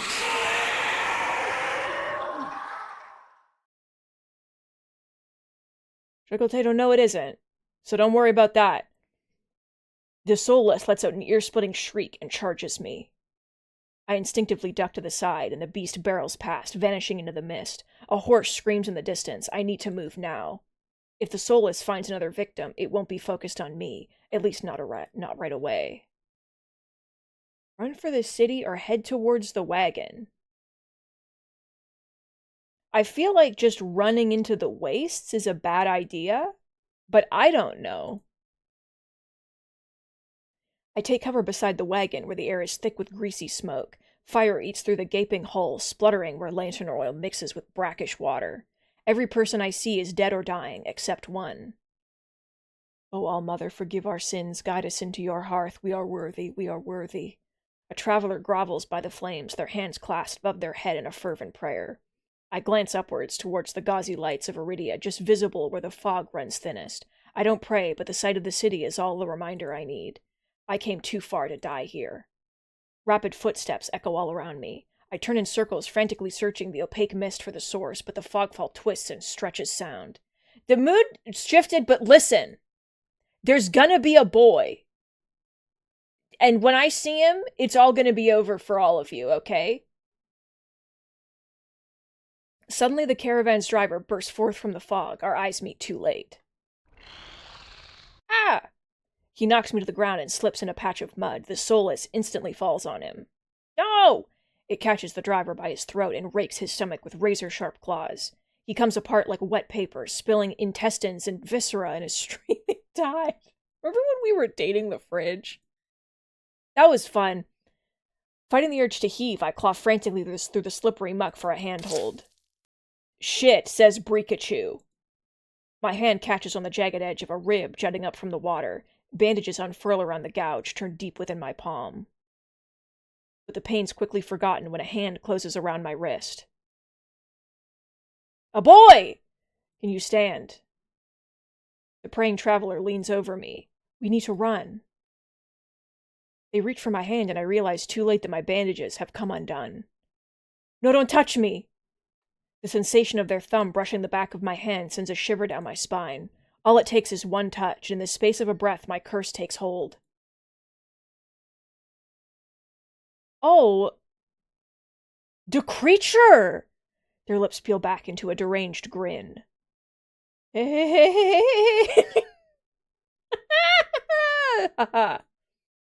No, I've seen this face countless times before. This is my curse, madness of my own making.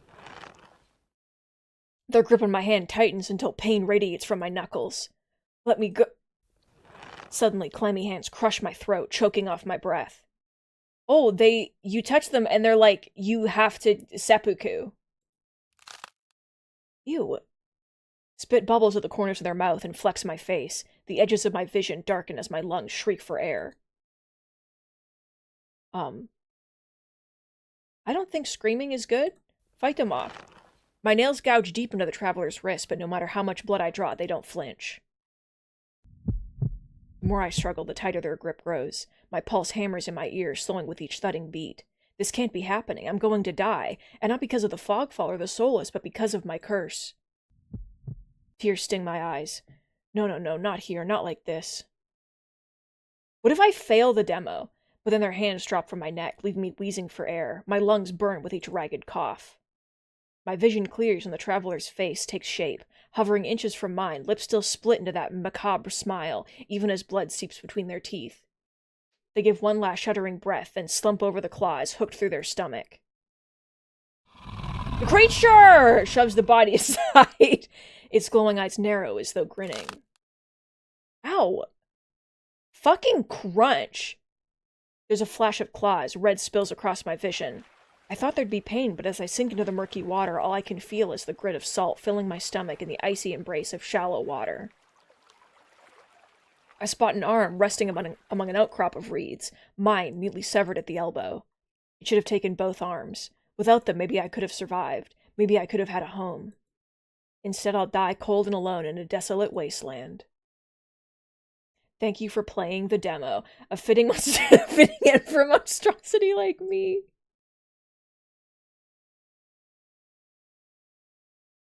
If this is death, it's not as bad as I feared. The cold is gone, as is the choking stench of bog water. I could drift forever, cocooned in oblivion until all thought and sensation vanished. No curse, nobody howling at me in madness and terror, nothing at all. The thought has a terrible appeal to it. But I take a reflexive breath and air pours into my lungs, then out again in a ragged gasp. Rikachu says, "Ng." Feeling comes flooding back. Warm cloth on my bare skin, a firm surface underneath me, a strange tang of sulfur in the air. Do not be afraid. Oh, Jesus Christ. Oh, Jesus Christ, dude. Oh my God. Oh my God. Oh my God. Oh my God. Oh, the game category is still wrong, huh? Well, it's the same game. I don't know what you're talking about. It's the same game. Alright. I twist my head towards the voice. Tears flood my bleary eyes at the bright glow of lamplight. Try not to move. The voice is calm, steady, and commanding, but more importantly, it's a stranger's voice. One thought cuts through my mental fog. I have no idea who this is, and I'm completely at their mercy. Stay away from me! My words come out in little more than a creaky whisper. I clamp my mouth shut, hating how weak and helpless I sound. No. No? Who the hell is this? Okay. I let myself slump back down against the thin pillow, wincing when the motion jolts my head. Ah, cooperative patient, thank you. The words swim in one ear and out the other without much comprehension. I pull the sheet up higher, wiping my eyes until my vision clears. Can you even imagine? Can you even imagine this? Can you even imagine this? Just consider it. Because I'm considering it. And like, Jesus Christ. Jesus Christ. The stranger towers over my prone form, worn light, limbs. I've never seen this word before. His pristine medical coat. I instinctively shrink back, and that's when I realize that I'm completely naked except for a thin linen sheet. Naked, lying on a low cot with a pair of sharp golden eyes watching my every move. The man's gaze flickers to my exposed, unbandaged hands. I plunge my hands under the sheet, though it's too late. He must have noticed what they look like. Strange, cursed, inhuman. I brace myself for his inevitable disgust, but his courteous smile lingers. He just watches in placid silence as I struggle to make sense of my surroundings. Where am I? Who are you? Be calm. You are safe here. Whoever this is, he clearly has no idea who or what I am. I suppose the old hermit protected me as best he could, but that time was short-lived, a lonely reprieve shattered by his death. I've never felt safe anywhere, or with anyone, since. I scowl, pulling the sheet protectively around myself. Where are my clothes? The man's golden eyes narrow slightly. A sharp sigh rustles the papers in his hands. I see you're not being dissuaded. Your clothes were torn to shreds when I found you, but I procured replacements. With a soft creak, he rises from his chair, giving me a better view of my surroundings. This looks like a medical clinic. Bottles of silvery alchemical concoctions line the counters in neat rows. The air makes my nose twitch, a faint whiff of smoke and something distinctly metallic. The doctor produces a large, dense bundle of cloth, which he sets at the foot of my cot. He's easily a head taller than most, and I have to crane my neck to look at him. This is my ideal man. You might not think, you might not know about this, but this is,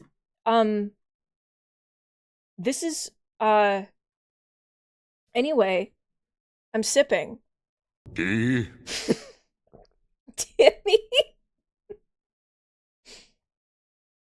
Okay, well, there's the two moods. There's this and there's the cat boy. There's two moods for me. D. Yana, no! Ooh. I should be polite if I can, especially since I don't know who this is, what he can do, or what he wants with me. So Brikachu says thank you. You're very welcome. I'll leave you to get dressed. With a curt nod, he leaves through a narrow door. I hear a soft click as the lock turns behind him. When I don't hear any more footsteps, I reach for the bundle of clothes. An itch on my elbow stops me short. I reach down absently to rub at it, then when freeze when my fingers meet a neat line of stitches. The creature! That beast took my arm clean off. And yet the limb shows no sign of injury apart from the black stitches poking through my skin. I gingerly flex my fingers, feeling my heart race at the sensation. This is impossible. I should be dead, or at the very least, gasping out my last breaths.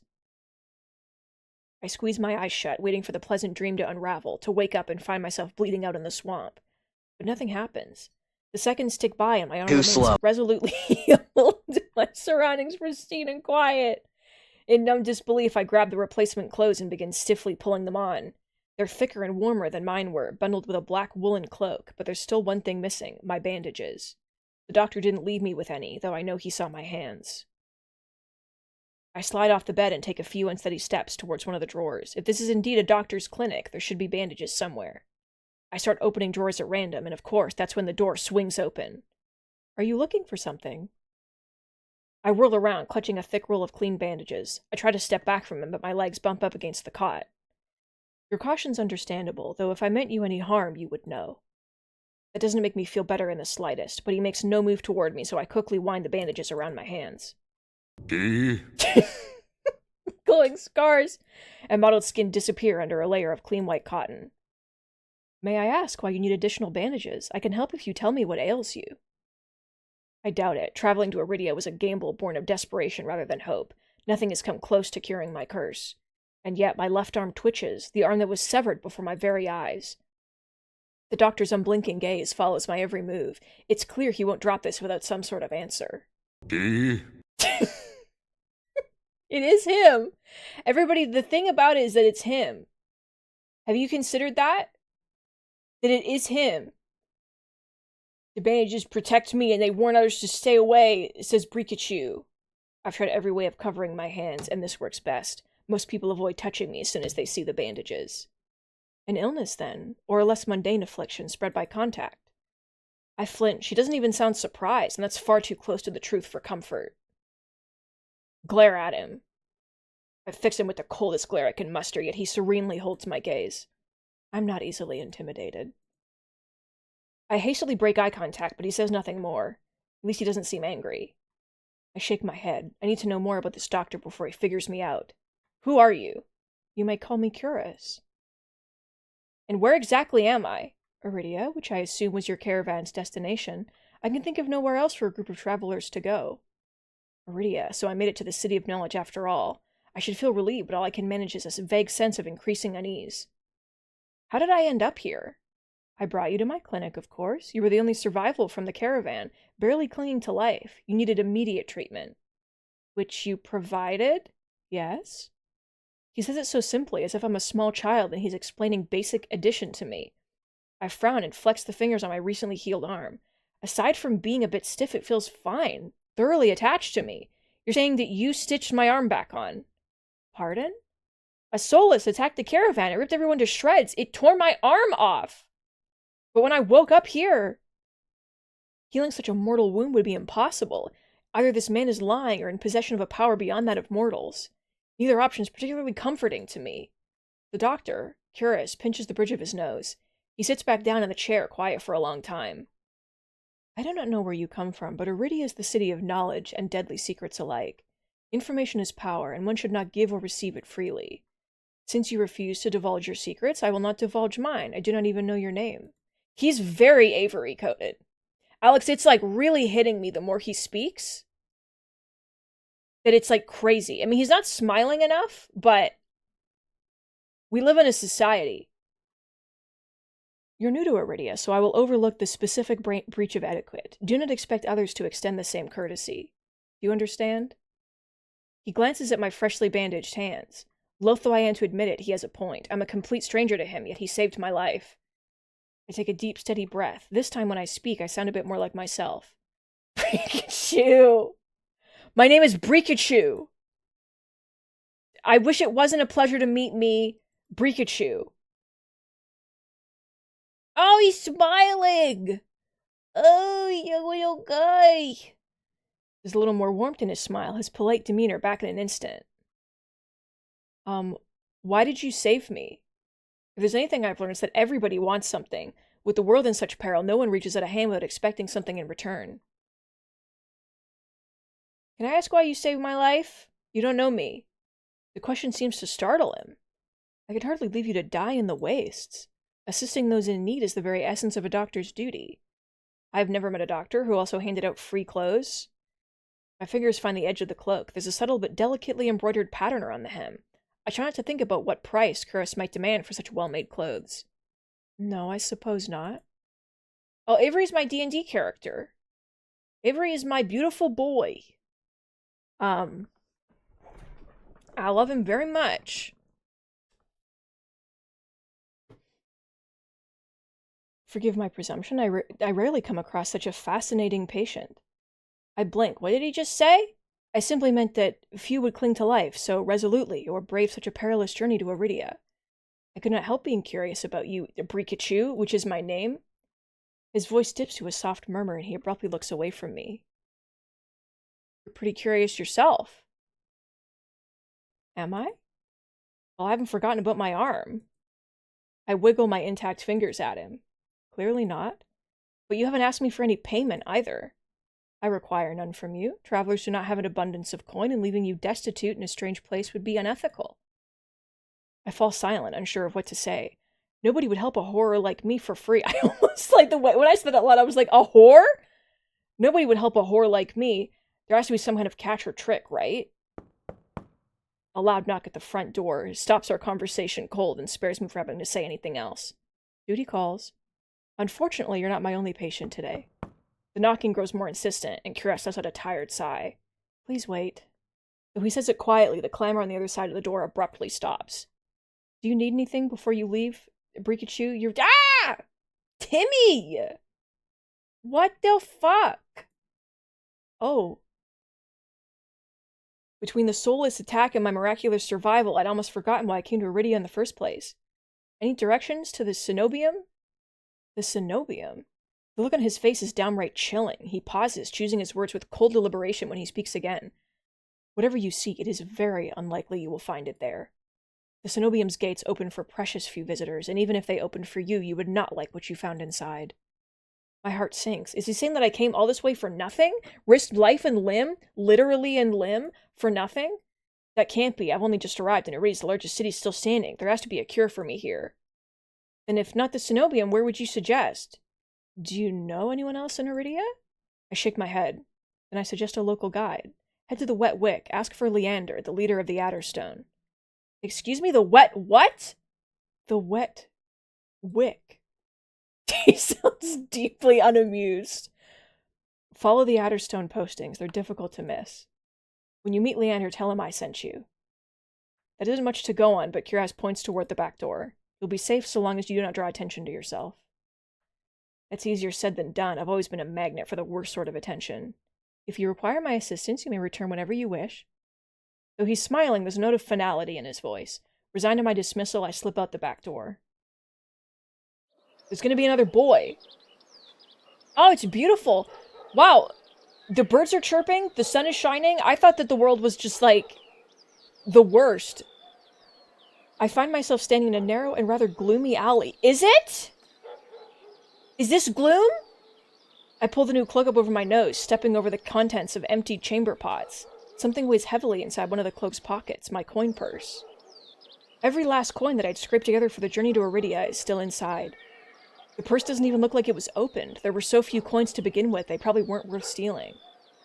I glance back at the clinic's closed door. Kuros didn't take any payment. He didn't even ask for a future favor. But he also said that in Iridia, secrets are power. Does he expect me to give up mine at some point? Not exactly a comfortable thought. Still, no matter why he did it, Kuros gave me a second chance and to lead on where I might find help. Look at this gloom. I'd better get going before he changes his mind. I squeeze out the alley into the crowded main street. The crowd, the gloom. Oh my god. The line outside Curious's clinic stretches down the road. 2 thin peddlers queue alongside weathered elders. If any place is in a desperate need of a free clinic, it's this one. The cobblestones are treacherously rough under my feet, deep grooves worn between them by regular flooding and decades of hard use. I knew Iridia was a river city, but I didn't expect it to look so eroded. The buildings are tired and dilapidated, all crammed together in narrow streets. Ah! A child darts by, clutching something greasy wrapped in paper. The smell of fried food drifts over me and my stomach gives a faint gurgle. This morning's catch fried up hot and fresh, baby. Not too many eyeballs today. What do you mean? Not too— oh, 5 mutated catches are always a gamble, but beggars can't be choosers. I duck under the stall's grubby awning. Not many eyes today. A large fish leers up at me, its 3 bulging eyes still visible through the thick layer of crispy batter. The vendor gives me a gap-toothed grin. What's the cheapest thing you've got? The vendor points at a metal basket at what looks like long strips of savory fried dough. Fresh long, lads! 3 copper apiece, don't burn your mouth. The long lads, baby. Let me sip. I take the coins out, counting them gingerly. At this rate, I might not even be able to afford dinner. Reluctantly, I drop the payment on the counter and take my meal. Ayo, bada bing, baby! 2 streets later, I pass under a wrought iron archway adorned with dangling garlands of red and pink lilies. The buildings in this quarter are a dizzying riot of color, painted walls and tinted glass everywhere I look. Sheer red and pink curtains flutter in open doorways, musical voices call out invitingly, incense mingles with the pungent scent of flowers, barely covering the salt and musk of warm bodies. This must be Iridia's entertainment district. I'm polishing off my food and dusting the crumbs from my hands when I spot a poster. It features the silhouette of a smiling man wearing a single dagger-like earring and the words, "The Adderstone," printed above his head. If Leander's the leader of the Adderstone, then the face printed on the poster is likely his.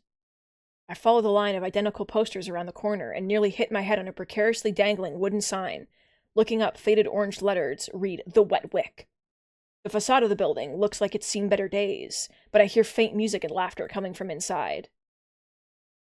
Can I hear it? I know I'm a streamer, but can I— okay, I can hear the laughter! That's fine. It's not even midday yet the wick is packed. A loose collection of Iridians crowd the bar, taking up the tables and gathering up in the spaces in between. They speak amongst themselves in hushed voices, their faces drawn and grave.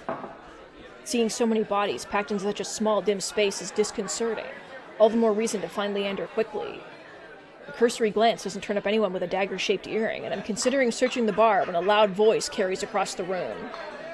Now, I'm no prior or curator, I'm not much for paperwork or pencil pushing, and honestly, I don't even think these robes come in my size.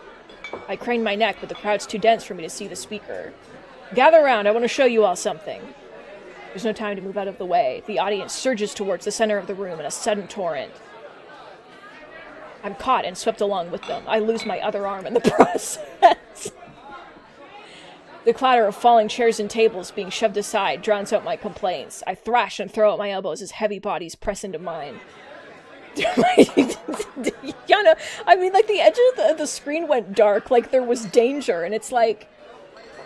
My hip knocks into a table. I grip it, holding on tight to steady myself, but the crowd has stilled. A pair of gilded boots stride across the tabletop. Oh, if you want nothing but guidelines and practical policies and needless bureaucracy, you know where to go. I drag my eyes upward. Oh, boy. Oh, boy. Oh, boy. Oh, boy. Okay. I mean, like, oh, boy. Okay, wait. Wait a second. Wait a second. Oh, boy. Oh my god. Oh my god. I need to sip. Oh my god. Can you even imagine a boy? Can you even imagine a boy that looks— can you even imagine? Because I can't, to be honest. It's like, it's crazy. It's crazy to me that this is a boy. I don't even know what voice to give you. I don't know. I can't do voices for all these boys. This was a mistake. I can't do justice to all these boys. The other boys were speaking already. But now, he's not going to be bada bing, bada boom, okay? He can't be. I don't know who this man is, but I'm kissing his little cheeks. Give him a feminine voice? You mean my voice that I have? I can't do Jim from Treasure Planet. I can't, like... Hoga Pie, also welcome. I'm sorry I didn't see you. Happy Pride Month, my friend. I mean, Ari, no, I don't, but... I mean, it is... like... not masculine. Celia friend, I'm gonna beat the shit out of you. How could you say that to me? I don't consider my voice feminine. I remember, back in the Tumblr days, I'm sorry that I just stopped the game on the boy's face. Like, honestly, that's fine with me. I remember back in the Tumblr days, when I would get on call with people after, like, they'd seen pictures of my face, they always thought that my voice was, like, a lot deeper than they expected. And I was very,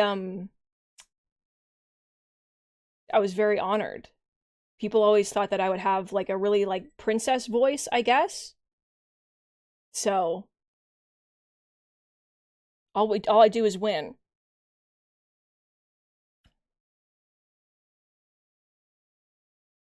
It's Joseph Gordon-Levitt as Treasure Planet. Alex, I love your voice. It's very good. That's my friend Alex. And their very cute voice that I love. So, I don't know what this boy sounds like. He's not gonna wait for word from on high. We're gonna see what happens. Okay. No, silly hoofprint. Timmy, no. Timmy, no. Okay, his impassioned words provoke nods and excited whispers, but nothing is as captivating as his brilliant smile. He beams at the crowd around him, a performer on his makeshift stage. Unlike those clerics, I don't need the abbess's approval to cast a spell or two. Is he a wizard? As he raises his hands above the audience, the dagger-shaped earring dangling from his left ear catches the light in a flash of gold. It seems I've found Leander. These are our streets. We make our own luck here. He snaps and a flash of pale green light erupts from his hand. Oh, he's perfect. This is the only boy. Are you fucking joking with me right now? What the fuck? Straight rat wizard boy, pretty face, kissing him. I'm kissing him. He's got the gloves with the hole in the back that honestly I don't understand from like a creation perspective, but I do like them. I don't understand why they have that, but I do like them. Kim's gloves for Kim. With a flick of his wrist, Leander conjures a ribbon of glittering light. A delicate flower stem sprouts from between his pinched fingers. One by one, glowing lily petals unfurl. Leander raises the flowers with a flourish, and the bar bursts into clapping and cheers. A magic demonstration was the last thing I expected from a place called the Wet Wick. Leander plucks the shimmering flowers out of the air and turns in a slow circle. Now, who could use some good luck? Eager onlookers scoot closer to the table, but Leander's cool green eyes slide right over them and lock onto me instead, because I am the protagonist in this harem. How about you? My chest grows tight. Suddenly I'm in the spotlight. Okay. I reach out and take the flowers from him, all too aware of my trembling fingers.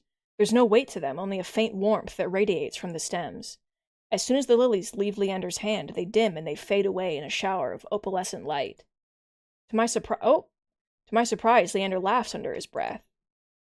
That's the problem with flowers. They don't last long, but they leave an impression, right? He grins at me, and I find myself smiling back. Can I kiss you? Oh my god. Your bopples, dude. They're crazy. Leander steps off the table, dropping among the excited crowd with a clink. Alright, show's over. Back to work, everyone. The audience disperses and Leander heads toward the bar. Now's my chance. I start after him only to find myself face to face with one of his followers. Where do you think you're going? I need to talk to Leander. You and half of Lowtown. Leander's busy right now. Outerstone business. Come back tonight. After the moment we shared, surely Leander can spare a word. But the follower crosses her arms, unmoved. I glance over her shoulder, hoping to catch a glimpse of Leander. Rex! Good night, my friend. Please rest well. Oh my god, don't look at me like that. Don't look at me like that. As if sensing my gaze, he looks up, and for a moment our eyes lock. Then Leander turns away to murmur something to the group gathered around him. The follower moves to block my view. You hear me? I'm not looking for trouble. This Dr. Kira said I could find Leander. That's... She's interrupted by a hand resting on her shoulder. Kira sent you. He said you could help me? Leander nods at the woman, and she steps aside wordlessly. Follow me. He leads me to the crowded bar. There's so little room that his broad shoulders press against mine. I tense, but he doesn't seem to mind at all. Sorry about that. The Adderstone watch out for one another, but they can be overprotective at times. Lesson learned? Leander flashes me a broad grin. You're new to Iridia, aren't you? He says it with a genuine air of curiosity. Do I stick out that much? No, but I'm certain I'd remember seeing a face as lovely as yours around Lowtown. Okay, I thought his eyes dropped, and I was like, what is he looking at? My eyes dropped to the polished countertop. I'm not used to flattery, and being this close makes eye contact difficult. As if on cue, the bartender approaches us. What'll it be? Surprise me, and add anything my friend wants to my tab. I'll have what he's having. While the bartender leaves to fix our drinks, Leander leans his elbows on the counter. His sleeves ride up, revealing a long, raised scar. I catch myself following its winding path across his forearm. Leander's eyes wander over me in return. When they lock on my bandaged hands, a bitter taste rises in my throat. Here comes the questions. Is there any chance Kira sent you here for cheap drinks or barely edible appetizers? No. He pushes his hair back from his forehead, sighing when it immediately falls back into place. Oh, he's a baby! He's got the baby! The hair that falls over, he's so cute. That's the doctor for you, always business. I'm not sure he even knows how to relax. The bartender returns with a pair of glasses. I raise mine and give it an experimental sniff. It smells faintly yeasty, like beer with an undercurrent I can't quite place. A quipsic confirms my worst suspicions. It's awful. Briny and sour with a distinct hint of pickle flavoring. Beside me, Leander takes a deep swig from his glass. Oh, so he's like a freak. He's a freak. Okay. So how can I help you? I need to get to the cenobium? As soon as the word cenobium leaves my mouth, the group standing nearby falls silent. From the wary looks thrown my way, it's clear I've broken some taboo. It had to be the cenobium. Leander pushes away from the counter. Let's continue this conversation outside. I rise to follow him. Leander leads me into an alleyway tucked behind the wet wick. Layers upon layers of frayed and faded Adderstone posters plaster the walls. Seeing them side by side, the resemblance between Leander and his printed likeness is impressive, if not abstract.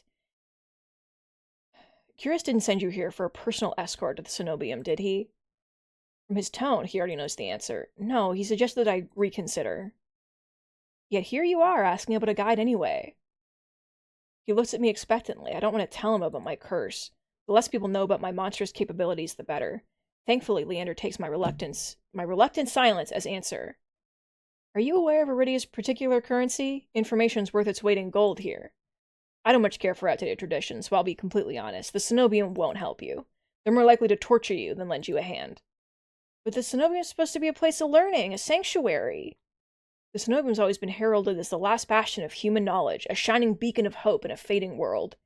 If any place held answers, it would be the cenobium. That's why I came here. Leander nods patiently. You're not the first person to fall for their propaganda. I grew up idolizing the cenobium. I wanted nothing more than to join their ranks, to learn magic from the best, to make a real difference. I was young and blinded by the legends and the legacy. I was so damn naive. It's Caleb Widowgast. He shakes his head. Alright, let me sip. Okay. All it took was one trip here to Lowtown to show me the truth. Unless you got a heavy purse or highborn blood, the Cenobium doesn't give a damn. They'll never open their gates for the ones who need help the most. Then it's all a lie? Things that seem too good to be true are often just that. Such a simple statement, yet it leaves me reeling. That doesn't mean you're hopeless, far from it. I founded the Adderstone to help people like you. We settle disputes, slay feral soulless, hell, we've even been known to patch a leaky roof or two. Whatever troubles you, we can help, free of charge. I'm shaking my head before he's even finished his speech. My patience is wearing dangerously thin. I appreciate the offer, but my problem can't be solved by a group of good Samaritans. To my chagrin, Lantern doesn't even look remotely surprised. Then you're looking for help with something serious, something not even Cuirass could crack. Must be a truly remarkable problem if you came all the way to Iridia searching for help. Tell me, how can I help you? Leander may not work for the Cenobium, but he is a mage, a powerful one if his demonstration earlier is any indication. He can make a flower, so maybe he can cure my curse. Indecision gnaws at me. I don't know if I can trust him, but it's not like I have any alternatives. I hate to admit it, but this might be my only path forward. My confession comes out in a strained whisper. I'm cursed. I'm cursed. He looks me up and down, taking in my face, my eyes, and finally my hands. Timmy, so like when we touch people, they go crazy and try to murder us. Like immediately. Like immediately. They just, it's instant. Is that why you bandage your hands? My touch is dangerous. It changes people, hurts them. Before I even finish, Leander pulls his left glove off. He flexes his fingers and grins. All right, let's see it. As he offers me his hand, a prismatic flash of magic ripples across his palm, but I'm already shrinking backwards. I can't. I don't care how confident Leander is. I won't allow myself to hurt him, to see his kind face unrecognizably warped. I don't want to hurt you. I'll be fine, trust me. I've seen enough curses and hexes to last 2 lifetimes, but I'm still standing. Do you really think Cuirass would send you here if I couldn't handle it? How should I know? I met him today! I'm twice as good as any Cenobium mage. If anyone can help you, it's me. You don't know what you're asking me. I'm asking you to trust me. I look from Leander's outstretched hand to his confident smile. Then I begin unwinding the bandages from my hand. If you lose control, don't say I didn't warn you. Becca, is that what I'm doing? I don't know what I'm doing. Ari, that's the thing. Like, just put gloves on. Just put a glove on. I guess it's easier to take a glove off than a bandage that you've, like, wrapped around.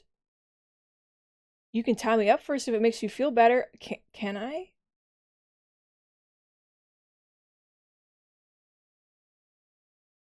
His attempt at levity does little to comfort me. With each joint I expose, I grow increasingly certain that this is a terrible idea, but if he's bothered by how my hand looks, he doesn't show it. All right, deep breath, on my count. My fingers hover shakily over Leander's palm. 3, 2, 1. No, touch him. Leander dies. Leander dies. Leander dies. I tap his palm once, as quickly as possible. It's barely more than a brush, but that's all it ever takes. Oh god, he got closer. Heart racing and my eyes start to his face, but Leander only smiles gently. See? It can't be. When I reach for his palm again, Leander catches my wrist before I can pull back. I told you, there's really nothing to worry about. He trails off when my thumb grazes the soft skin of his inner wrist. I search Leander's face for traces of madness, but his eyes remain a clear, soft green. Neither of us speak as I trace the contours of his palm, lost in an awareness I wasn't anticipating. It's not as though I've never been touched before. My curse only extends to my hands, and desperation spurs creativity. But all that pales in comparison to this. I've never experienced such intimacy. My fingers, long deprived by years of bandaging, pick up every single detail. The grooves along his palm, the smooth shell of his nails, the bones in his wrist. For as long as I've lived, I've never been able to hold someone's hand without dire consequences. I never realized what I was missing. While Leander's pulse is steady, mine hammers as fear gives way to excitement. Nope. We're leaning in. We're leaning in. We're going in, baby. My hand slides over Leander's wrist and up his arm, where smooth skin abruptly gives way to a raised scar. It matches the one that runs from his collar to cheekbone. Could it be the same wound? When I glance at Leander's face, his lips part as he considers his words. Am I the first person you've been able to touch like this? My hand goes still on his arm. So far? Then is it everything you wanted? When I nod, Leander turns my hand in his to inspect the gleaming fissures crisscrossing my knuckles. There's no revulsion in his face, no fear. He looks up at me and grins. It's not every day I meet someone as enticing as gold. Fine, is this good for you? He winks and lets me go. I'm sold. I'm sold. I need to kiss him. I need to kiss him so bad that you can't even imagine how much I need to kiss him. I'm Boo Boo the Fool. Yana, I fucking see you on Steam.com. So don't even fucking... I draw my hand back and take a steadying breath. My head feels like it's stuffed with cotton. Habit alone guides me through the motions of rewrapping my hand, although my fingers tremble too much for the bandages to lie flat. I can't believe that worked. I've really forgotten my manners. May I ask your name? I wish it wasn't Pikachu, but it is. That curse of yours is unlike anything I've ever seen before. I can tell you're careful, but it's best you kept this between us. Are you staying in Lowtown? I pause. Room and board was something I did to consider. I don't know. Let's get you properly settled then. The Wick is noticeably quieter. Without their leader, most of Leander's followers have dispersed, or in a few cases, fallen asleep beside their drinks. Got any rooms left, or did my lot grab them all to sleep it off? The bartender, who I now realize doubles as an innkeeper, slides a key onto the counter. The usual room? Leander's laugh sounds slightly strained. No, not today. This is just for my friend, Pikachu. Why are you blushing? Why... Right, stay as long as you like. You two have fun! Leander clears his throat, then holds the key out to me. I hesitate, my coin purse barely visible enough for a day's worth of meals, let alone a room. How much do I owe you? Nothing, my treat since you shared your secret. Food, drink, a warm bed, anything you need. Anything? Anything? Carefully I take the key from him, it's small but heavy in my palm. I never expected to have a warm bed in Iridia, let alone free meals. The thought of an entire room to myself seems unbelievably luxurious. Thank you. Iridia is twice as dangerous as it is wondrous. Be careful out there. And if you need a reprieve from what haunts you, come find me. I nod, taking one last look at the gleaming bronze key before tucking it into the pocket of my cloak for safekeeping. Leander gives me a friendly wave before returning to the bar. Nope, can I go back? I want to go back. I've decided what I want and what would help, and it's, redacted. It's redacted. Dust glitters in the sparse rays of light illuminating the room. The furniture is tired, the wall is cracked, and a large lumpy bed serves as a centerpiece. I can't remember the last time I slept in a bed, and I never imagined I'd sleep in one tonight. When I collapse onto the bed, the springs let out a shrill squeak. Finally, I can allow myself to rest. My eyes fall shut before long.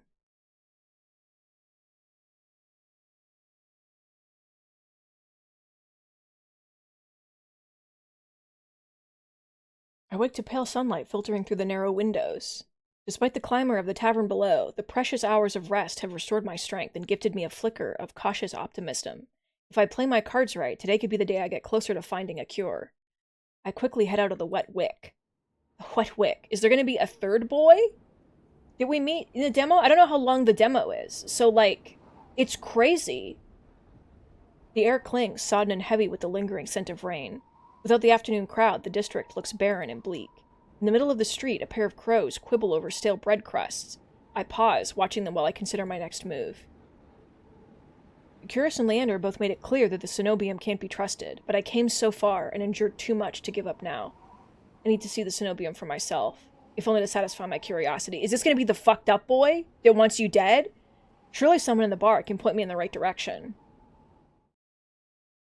I'm about to turn back when a shadow passes over me. The creature! A cloud, I think, until a puff of hot breath tickles the back of my neck. The shadow trickles down the street in rivulets. Formless dark spreads like ink into blotted shapes. Claws stretch. A muzzle splits open to reveal long, jagged teeth. A growl rumbles so low and deep I feel it in my chest. I want to run, to scream, but I feel trapped, as though the slightest movement or breath will snap the jaws around me shut. No, I won't let it end like this. If I'm going to die, I want to look what got me in the eye first. I steel myself, then turn. It's a boy. The shadow vanishes as quick as it came, and I'm left standing in the middle of the street, alone, save for a figure reclining in the shade of a nearby stoop. A werewolf? A dog boy? A dog boy! With a collar on! Okay, the boy flavors that we are being introduced to today, unimaginable. I'm sorry, I was sipping. A monster. That much is clear from a glance. Really? One that could nearly be mistaken for a human if not for the tufted ears, the tail curled around his ankle, or the dusk pink eyes with pupils that sharpen like needles when they fall on me. We lock gazes and the monster uncrosses his long legs. His hair gleams a shade of red that reminds me unsettlingly of blood where it curls around his collared throat. Jumpy, aren't you? His tone is so light and carefree that I glance over my shoulder to make sure he's speaking to me. When I look back, the stranger props his chin on his knuckles and regards me with an inscrutable grin. I love how everyone is such a trope that you can just tell. I'm like, I know this, just by this image, I know everything about this man.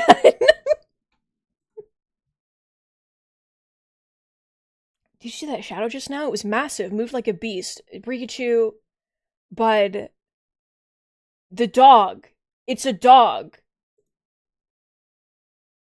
Even as I speak, I'm aware of how ridiculous I must sound, but the stranger's smile doesn't falter.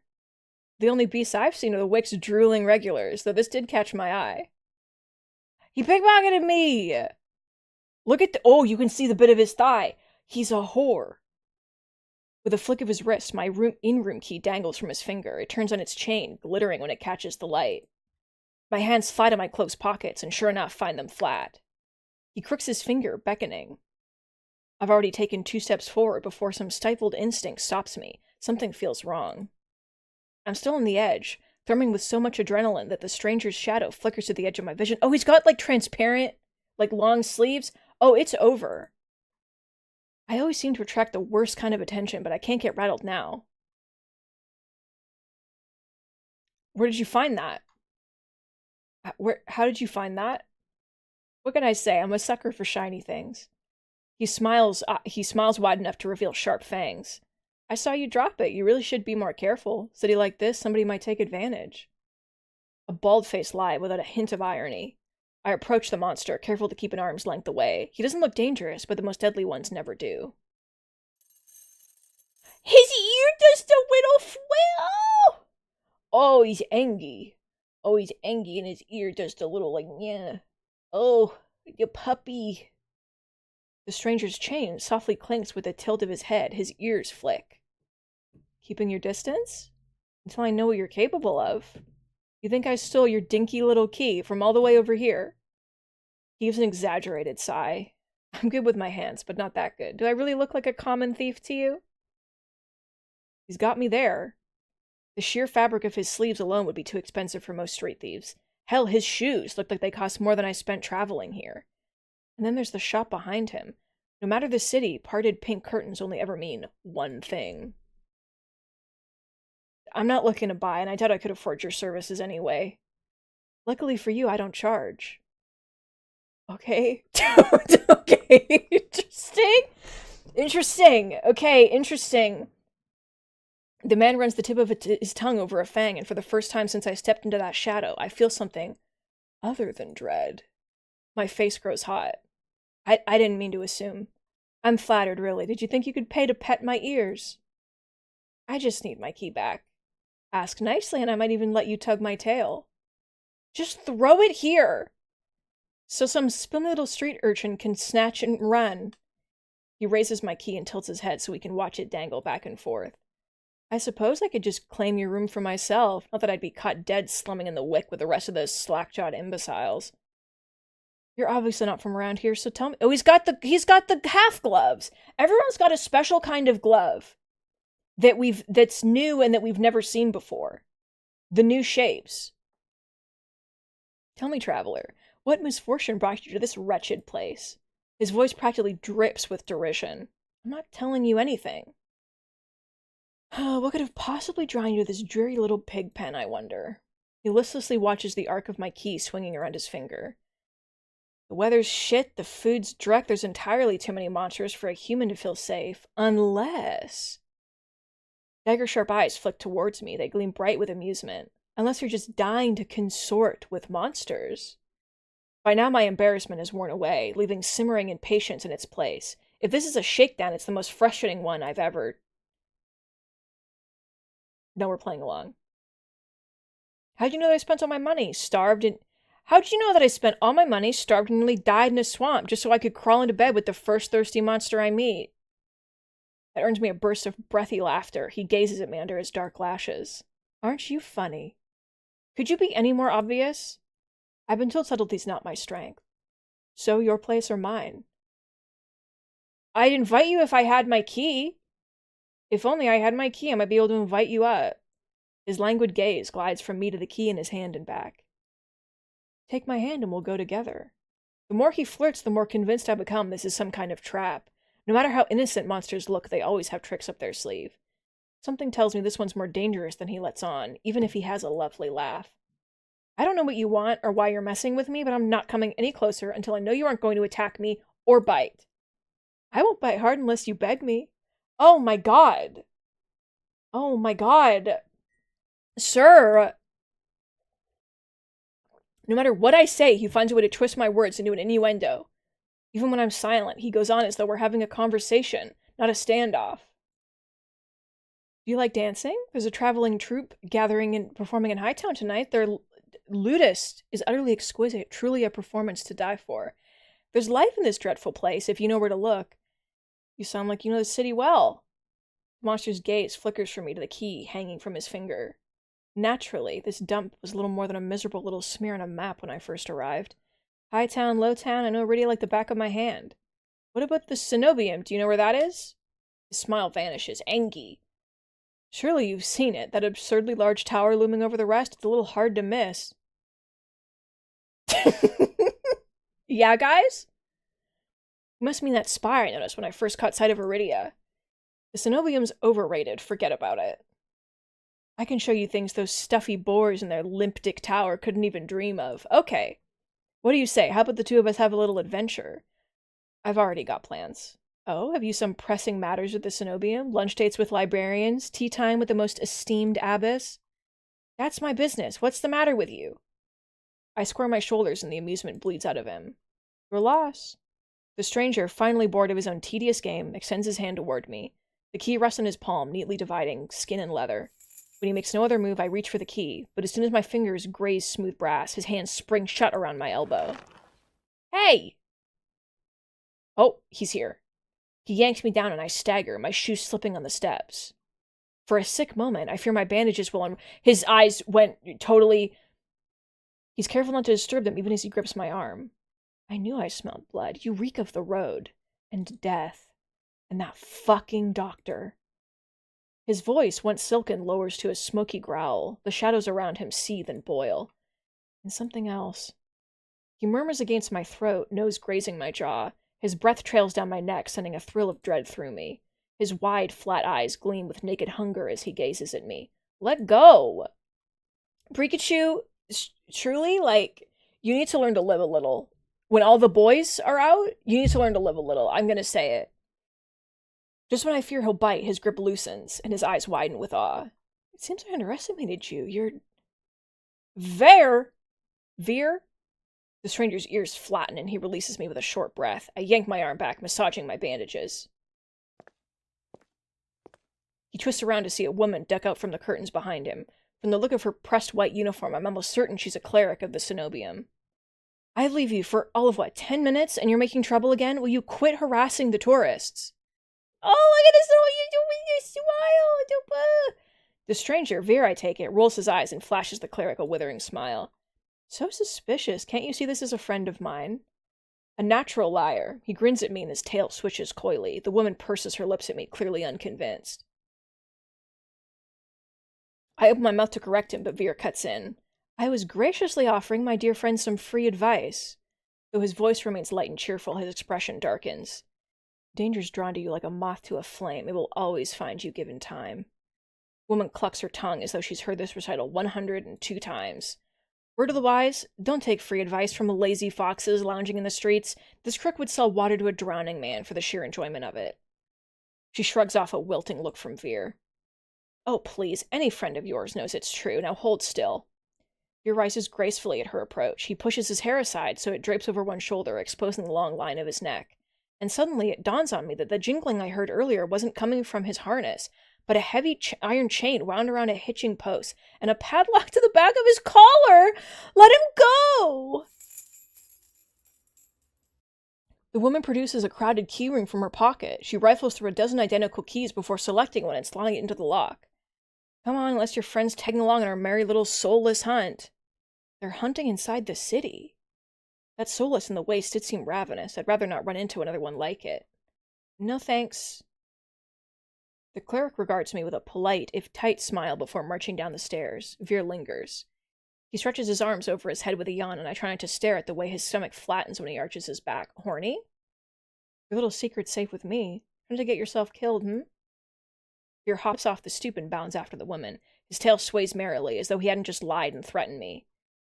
You try that thing I mentioned, the Loventian knot. But the one where you take 3 fingers and actually don't tell me, knowing you it's probably disgusting. Veer's airy laughter echoes down the street. It's only after he and the cleric have vanished from the sight that I realize I'm still missing something. Wait! Reflexively, I shove my hands into my pockets and find it, the room key. I ease the key from my pocket, smoothing my thumb over its jagged teeth as I try to recall a touch, a tell, or any hint of Veer's sleight of hand, but I can't figure out how he did it. Du Bois! All I know for certain is that the Cenobium saw fit to leash him, a fate I could share if that's what his vague warning meant. I let my eyes drift skyward, past the lanterns gently swaying in the breeze, to the Cenobium faintly visible through the haze. Just one glimpse is all I need, then I can put this all behind me. This time, the key goes into my coin purse for safekeeping. One more boy. One more boy. One more boy. It's easy enough to follow the winding streets, climbing uphill toward the distant tower. Hours later, legs aching, sweat beating on my forehead, I finally find what I'm searching for. The Cenobium of the luminous void. It stands at the highest point of Iridia, surrounded by cold white walls. Well-dressed people stroll down the walkways, ignoring the massive tower in their midst. I'm the only one standing before the gates. I crane my neck up until the top of the Cenobian spire disappears into the clouds overhead. I frown up at the gates, wondering what secrets wait on the other side. Despite their delicate beauty, there must be more to it than meets the eye. Knocking seems like a terrible idea, but I don't see any other way of making my presence known. I'm halfway up the steps when something moves in my peripheral vision. It's a boy. I'm sorry? Hello? Wait, where's Alex? This shadowy figure crouches beneath one of the white walls. They reach out and tug on a vine, as if testing its strength. Are you there? The shadow vanishes as quickly as I spotted it, and a gaunt-faced man in a crisp charcoal uniform marches up the steps toward me. Ugh, another tourist. Get out of here once you're done gawking. Alex, it's not him talking. Relax. A dismissive wave accompanies his equally dismissive words, and he turns without even waiting for my response. I look back at where I saw the intruder, but there's nothing, just the leaves blowing gently in a cool breeze. I step away from the gates, hopelessness washing over me. Hello? Why did you say it like that? A whisper coats the back of my ear, hot and syrupy. I jerk away, but find no one beside me. Instead, halfway down the staircase, I spot a girl peering up at me. She's barefoot, draped in several layers of worn, moth-eaten clothing. Peculiar metal jewelry hangs from her face and jingles with each slight movement. Her eyes are her most striking feature. They shine a scorching, unnatural crimson. It feels like staring into the sun, and I'm strangely captivated by her. She tilts her head, the tinkling of metal riding the wind. Do you need help? Yes. I'm unsure how to respond. The air's charged with a mysterious energy, as if each of my words is worth its weight in gold. On the off chance she can help me, I might as well be somewhat truthful. I do, but wanting is another question. The giggle she makes is a chiming, fluttering sound. You're honest, I like that. She dips into a polite curtsy. My name's Iris. I was like you once, hopeless and alone. The ones in the tower won't help with your pain. I might be able to, though. I try not to dwell on the fact that I'm recognizably desperate. Instead, I focus on her vague offer as I descend the steps. You don't know what I'm looking for. You need what everyone needs in this world, a miracle. Iris turns and my thoughts abruptly scatter. Pitted skin snakes on her shoulders, blooming from a gaping hole in the back of her neck. A shuddering breath escapes me. The fuck? The fuck? Same. Whatever disease she had consumed her from the inside out. How is she able to move or breathe? It's impossible. She shouldn't be alive, and yet I only get a glimpse before she faces me once more, this time looking a bit bashful. I know it's not pretty, but that's not what matters. The sea spring can cure anything. It can cure you too. Her shining eyes flickered at my bandaged hands, then up again, so quick I nearly miss it. I stand there, wordless. It's a twisted miracle, but a miracle nonetheless. She extends a hand towards me, her delicate fingers outstretched. I can take you there if you'd like. You can decide on your own when you see it. Her hand is frail, marred with tiny wounds. It's the epitome of vulnerability, the complete opposite of the cenobium's mocking, impenetrable gates. And if I say no?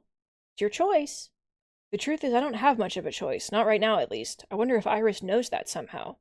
If there's any hope of finding a cure, I need to follow every lead, including seeing this sea spring for myself.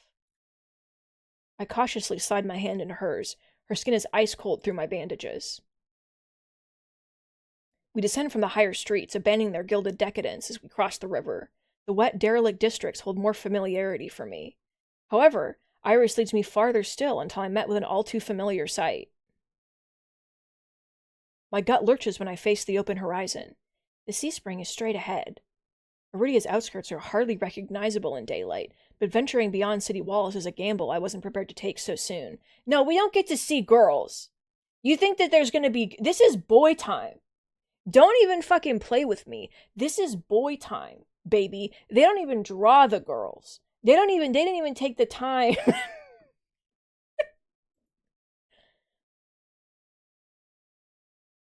I'm not leaving the city.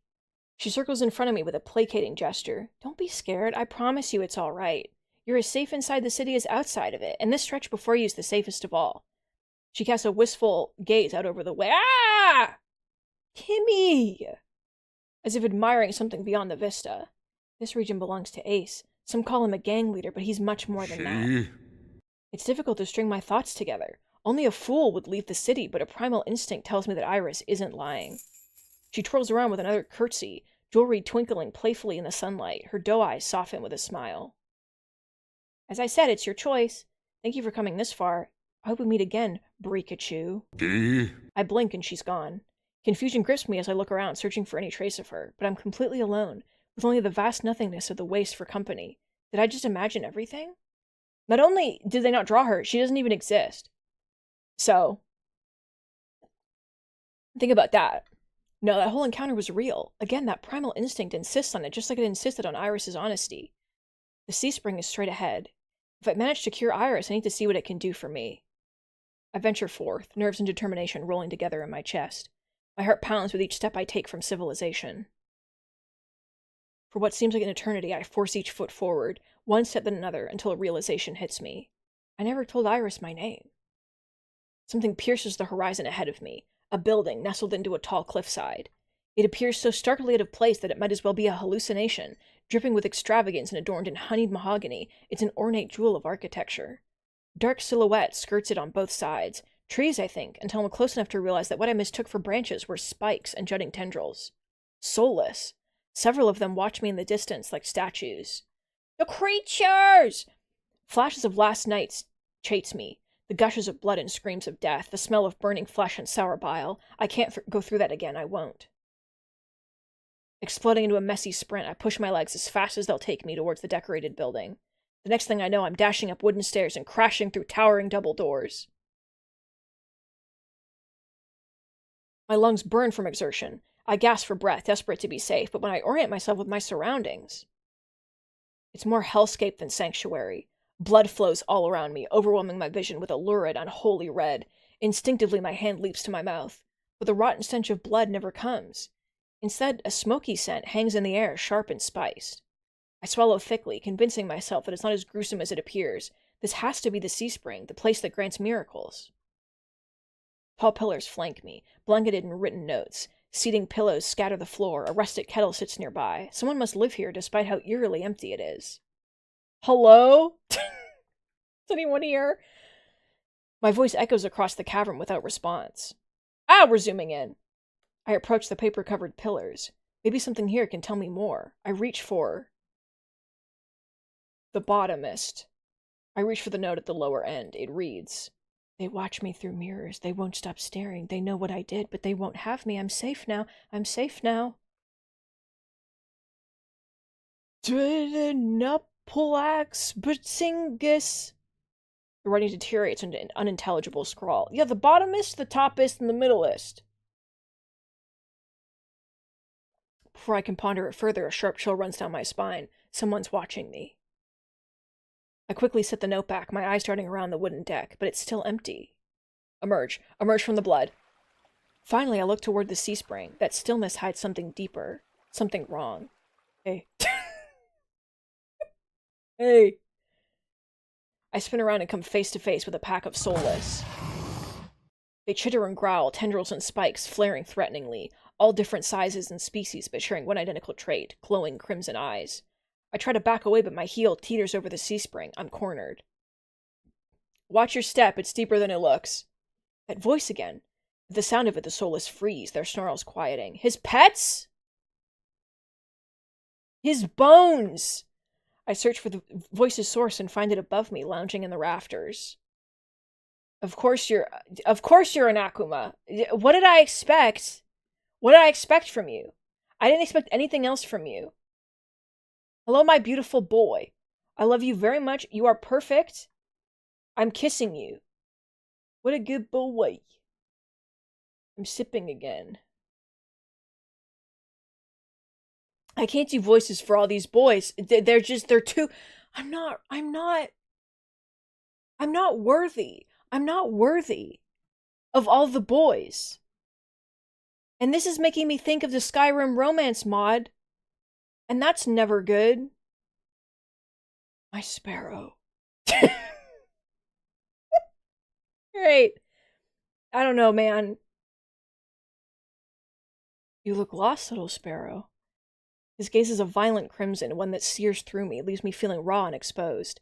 They're the same eyes I've seen over and over, first with Iris and now with the soulless circling me, all bound by the sea spring's blood red. In the shroud of darkness behind him, shapes like massive tentacles twist and coil around the wooden beams. Are you Tentacle Man? I can't focus. The soulless's growl rings in my ears. They're not advancing, but that could change at any second. Panic rises in my throat as I struggle to track them. Hey! Eyes on me. My stomach rolls as I tear my eyes away from the soulless. Don't ignore someone who's talking to you. It's not polite. For a moment, anger knocks my fear aside. Who is this bastard? Fuck you. I look right into his unnerving eyes and hold his gaze defiantly. Fuck you. Is that better? A crooked grin cracks across his face. We'll work on it. I scan the soulless again. They really aren't attacking and are posturing more than anything else. It's as if they're waiting for commands. Did you tame them? Power of the sea spring. They're hungry, so they might bite. His name is Bastard. You give me a reason to stop them. How about I didn't do anything wrong? Trespassing. And that's punishable by death? He gives a non-committal shrug. I called out earlier to see if anyone was here. Were we supposed to play hide and seek? Didn't hear you. My voice stops in my throat. This bastard's terse coolness is both infuriating and terrifying. I rack my brain for a way to defuse the situation. I need help. Okay, fine. I need help. I thought the sea spring could cure me somehow. My voice wavers pathetically. Honesty has never been my strong suit. He cants his head to the side, appraising me, but doesn't respond. I fidget nervously. I'm telling you, I came here for help. Are you listening? Your hands. Alarm jolts through me. I hide my hands under my cloak. Show me. Why? Won't ask twice. With a sharp exhale, I reluctantly hold out my bandaged hands. Are you getting off on this? Unwrap them. Heat rushes to my face and fire to my tongue. I should give him a piece of my mind, but not when his soulless are one command away from ripping me to shreds. Yet no matter how much I will myself to move, my body stays frozen in place. I stand there for a long, agonizing minute. My hands are trembling when I finally raise them. I know the skin beneath the wrappings all too well, the hideous, unnatural flesh I've grown to despise. I grip the edge of the bandages. Stop. With a weary sigh, the man slides off the beam and lands with a thud that shakes the panels underfoot. He's a monster with an imposing figure that towers over me. I couldn't tell how tall he was before, but he's big. Illuminated by lantern light, his features are stronger and sharper. Subtle clinks of metal accompany each of his footsteps. The closer he gets to me, the faster my heart hitches. What does he want? Is he going to kill me? I step backwards and find nothing to set my foot on. I'd forgotten my back was to the C-spring. I fall right before a warm hand catches my lower back. Horny? I'm hovering above the C-spring, the scent of smoke and leather enveloping me. Blazing eyes bore into mine. Told you to watch your step. I'm too stunned to muster a response. Like I weigh nothing, he guides me back to solid ground. Following a subtle gesture from his fingers, the soulless around us disperse and relax. The shift in their demeanor so abrupt it gives me whiplash. The enormous tentacles are no longer in the rafters, though now I doubt I ever saw them at all. Either way, I let out a breath of relief. Thanks. As focused on me as he was before, the monster pays no attention to me now. He kicks some seating pillows out of the walkways, checks the contents of the kettle with a scowl. The sudden disregard is almost insulting. So that's it? I'm not a threat anymore? Never were one. Then why'd you threaten me? People get honest when they're afraid. In other words, he was messing with me. I drag a hand over my face, exhausted by the fact that this is the second time a monster has provoked me today. You're Ace, aren't you? Depends who's asking, or is it Ice?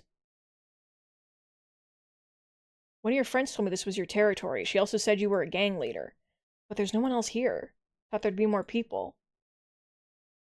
Ice picks up the kettle, walks to the edge of the C-spring, and dumps the contents into the endless red. They took a walk. His pleasant smile stretches ear to ear. Then in an instant it drops. I get the sense that I shouldn't ask about that again. Strange, I've learned to recognize a rural leader when I see one. Ice regrettably fits the type perfectly. He knows how to scare people, and he expects submission, but it's uncommon for someone so used to being in power to be so alone. You said you came here for help? Depends. Can the C-spring cure a curse? Probably. You mean you don't know? Nope. He shakes out the empty kettle and starts collecting stray cups, tidying up. My frustration builds. I narrow my eyes at him in a questioning glare. When he notices, he returns it with an amused smirk. Are you being irritating on purpose? Listen, Sparrow, the C-spring can cure anything. Nothing's stopping you from trying it yourself. What do I have to do? Drink? Drink? Consume? You know, it's that easy? I have to drink from the C-spring? My eyes glide to the blood-like pool beside us. The idea of ingesting the liquid makes my guts churn. Is there a price? Always. Ice taps his temple with a finger. You lose it a little bit. That's it? I've already beat it to the punch. The humor earns me an amused, fanged grin. It's a little different. When you drink from the C-spring, you forget who you are. Your mind combines with everyone who ever drank before. Humans, monsters, soulless, one big happy family in your head. My blood runs cold. I've heard of these before. Group minds. I thought they were just rumors. I've heard whispers of cults performing rituals to bind their members' minds together. It never seemed possible. Wine, thank you for the sip. Oh my god, what the fuck was that? My whole body went backwards. That was crazy. My throat hurts so bad. Well, it doesn't hurt. I just feel, I know that my voice is so squeaky right now. And I'm trying to voice a hot boy, and I can feel that I'm rasping so much. And I'm like, okay, well, I could use this to my advantage, but who knows? Something tells me this is real, even if one thing doesn't add up. Your eyes are red too, but obviously you haven't forgotten who you are. Before I can finish my sentence, Ice strides past me towards the entrance. Time's up. Let's finish this later. Wait, already? You really told me anything. Came on a bad day. I've got somewhere to be. There are still so many questions burning up on the tip of my tongue, but my frustration spills out before I can ask any of them. I was told to come here for help, but instead I get threatened and kicked out. You're joking, right? Watch your tone. I'm nice, but you don't want to ruin the host's mood. My skin prickles. The feeling of being watched washes over me again. My eyes dart back over to the C-spring. A lone ripple dances on the quiet surface. I take Ais's advice and clamp my mouth shut. Ais approaches a nearby soulless, a lanky dog-like one with 6 legs and a crown of tendrils. The puppy? Its forked tail wags rapidly! When he squats beside it, he runs his fingers through the tendrils, scratches its chin, and pats its head. A gentle smile plays across Ais's lips. The affection he holds for the soulless is painfully clear. I dip my eyes away, my stomach fluttering at the tender sight. It's getting dark out, so this pretty girl will guide you back. Following a short whistle from Ice's lips, it trots over to the entrance obediently, tail swaying. Can I see it, please? I watch the soulless wearily. Pretty is not a word I would use to describe it, and the idea of it protecting me sounds absurd. If I decide to drink, how do I find you? For someone with eyes like mine, they'll point you in the right direction. But think it over. Once you drink, you can't go back. So lots of process, but I give a small nod. At least I know I have another option for a cure, as disturbing as it may be. Oh my god, Timmy, you're right, because the monster's a girl. They can't show it to me, because it's a girl. I follow the soulless at a measured distance and watch it nudge the giant doors open with ease. When I'm about to cross the threshold, I sneak one last glance behind me. My heart skips when I meet Ais's eyes. I'm about to snap my head away, but he just flashes me an easy smile. Till next time, Sparrow. I'll buy you a drink for scaring you. I don't trust myself to do anything but respond with another curt nod. Dude. Outside, more crimson-eyed soulless scuttle about. It's hard to believe it's the same threatening pack from before. They chase each other in circles, roll around in the bog's mud. They're having fun! I've never known soulless to play, let alone keep company with each other. They're usually territorial and hostile. Part of me is almost happy for them. Being alone in this world is a fate I wouldn't wish on my worst enemy, and somehow the Sea Spring has given them a family. Now's not time to be envious of bloodthirsty creatures. The soulless pay no attention to me as the dog-like one escorts me away. Peppy! Dusk darkens the sky by the time we reach the city. The soulless sits, canting its head at me with familiar crimson eyes. I think it wants something. Oh, it's Ice! Pet. I've never encountered a soulless that likes to be a pet, but I've never encountered a soulless that escorts people safely back to town either. I slowly reach out to the soulless, letting it sniff my closed fist so I don't startle it. But it just headbutts my knuckles, impatient and demanding. I let out a snicker. Okay, okay. I carefully glide my fingers through the soulless's tendrils and scratch beneath its chin, just like Ice had. It pushes into my palm in response, rumbling with a sound akin to a purr. The vibrations are soothing, almost healing my fatigue. When it's satisfied, the soulless spins around and scampers back in the direction we came, vanishing into the darkness. I've just arrived in Iridia, but I've already encountered so many things I thought were impossible, tame soulless being one of them. My head spins. Maybe I should call it a day.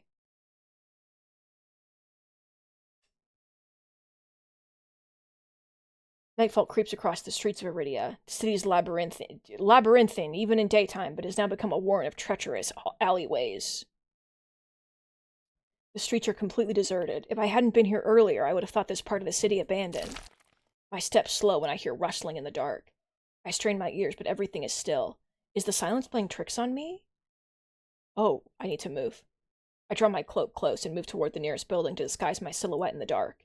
It was a quiet, wet sound, the sound of blood and flesh squelching. Something is out here on the streets with me. A soulless? A monster? I'm not quite sure which direction it came from, but I can't stay either. I need to get somewhere safer. Though I keep my eyes sharp and listen intently, there's only the sound of my own footsteps. I know what I heard. As the moments pass and nothing happens, I only grow more tense. I turn the next corner, my thoughts come screaming to a halt. My head spins, the world blurring as adrenaline rushes through my veins. Only one thing is clear amidst the haze. The soulless that attacked the caravan. It's crouched over a dark, indistinct shape. A body. A garland of intestines spill from pallid flesh. Blood grouts the cobblestones. Holding my breath, I take a step backward. When the wet, slurping sounds don't abate, I take another. Then another. Then a shard of glass crunches under my heel. The world slows to a crawl as the soulless raises its head, blood dripping from its tendrils, every single one of its bulging eyes fixed unblinkingly on me. It's really here. It's come back for me. Run. I'm off like a shot, running for my life through the darkened streets. The soulless does that. Heart thunders in my chest. I take turns at random, trying to lose the soulless in the maze of streets, but I can't seem to shake it. I can hear its breathing now, a wet, fluttering rasp, growing closer and closer. The same claws that severed my arm swipe out. I duck, safe by pure reflex, and skid around a corner, only to freeze. A wall twice as high as me bars the way, a dead end. Behind me, the soulless looms. It's enormous, taking up nearly the entire width of the alleyway. Its long claw-tipped limbs give it the advantage of reach. Try to escape. As the soulless prowls closer, my eyes dart from side to side, looking for an escape. The soulless is blocking the obvious way out. But right behind me, there's a rickety door that must lead into the adjoining building. If I can get inside, the soulless's size will hinder any attempt to pursue me. I whirl, grabbing at the handle. It turns completely, the hinges creaking as I push, and I feel a flash of hope before a weight hits the door from the other side and it slams shut. The click of the lock turning is grimly final. In this wretched world, few people will stick their neck out to help their own flesh and blood, never mind a stranger. The soulless gives a rasping hiss. It's the only warning I get before it lunges for me with a flash of claws. I hurl myself to the side, but the slick cobblestones betray me. I fall, sprawling over the rough stone.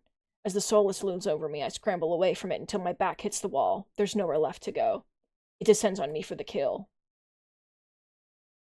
But the impact never comes. Because guess what? There's a secret boy that no one ever thought about, and he's here. I wearily crack one eye open, then the other, not sure whether I should believe what I'm seeing. A hooded figure crouches in front of me, one blood-stained hand outstretched. Alex! Alex! Alex! Alex! Alex!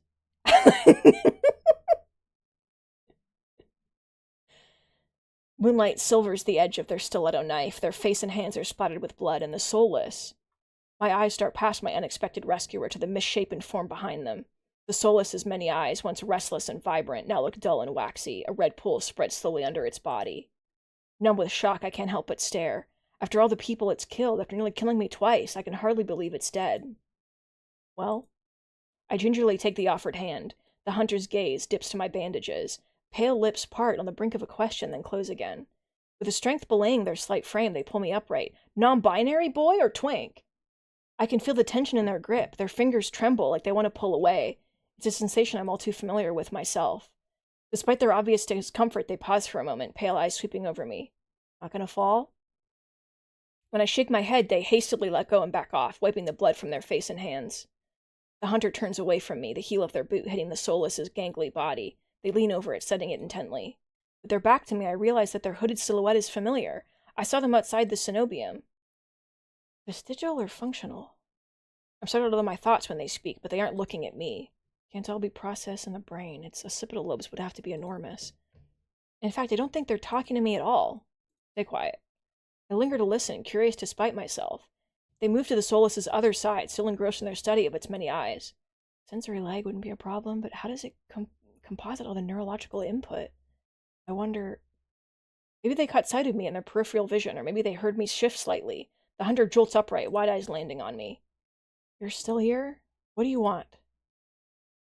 I saw you at the cenobium earlier. Do students usually go there after go soulless hunting at night? I wouldn't know, I'm not a student. A teacher then? I might look a bit young for that, but my own teacher used to tell me about how she became a cenobium lecturer as a teenager, so it's not impossible. No. Then what were you? Before I can finish my question, they interrupt me.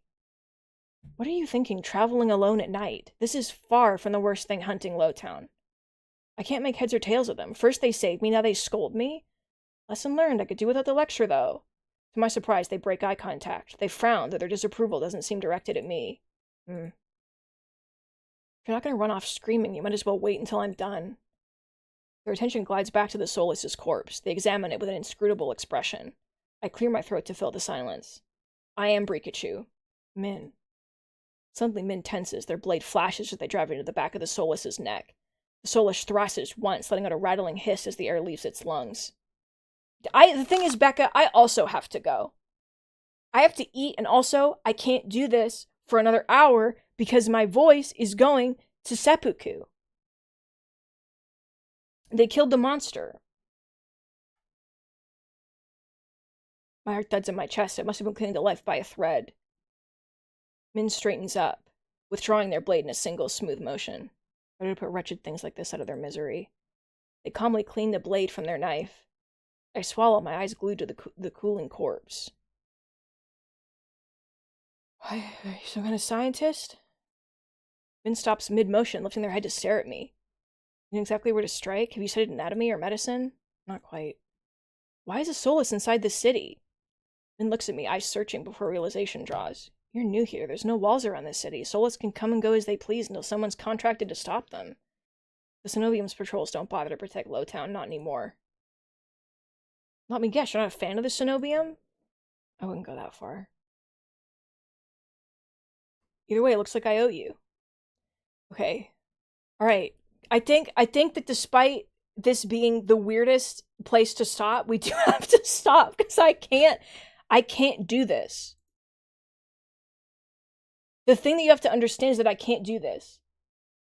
I don't want to lose my voice, and I love them very much, but we have a whole month. We have a whole month of the gays. Think about that. Ah! We have to take furniture on stream when the game comes out in full. And my voice is so raspy. Wait, can I go in like a deeper sort of, I mean, yeah, I can. Okay.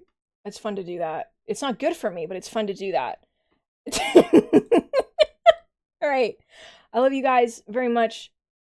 Have a good rest of your day. I'll see you tomorrow. Happy Pride Month. Goodbye.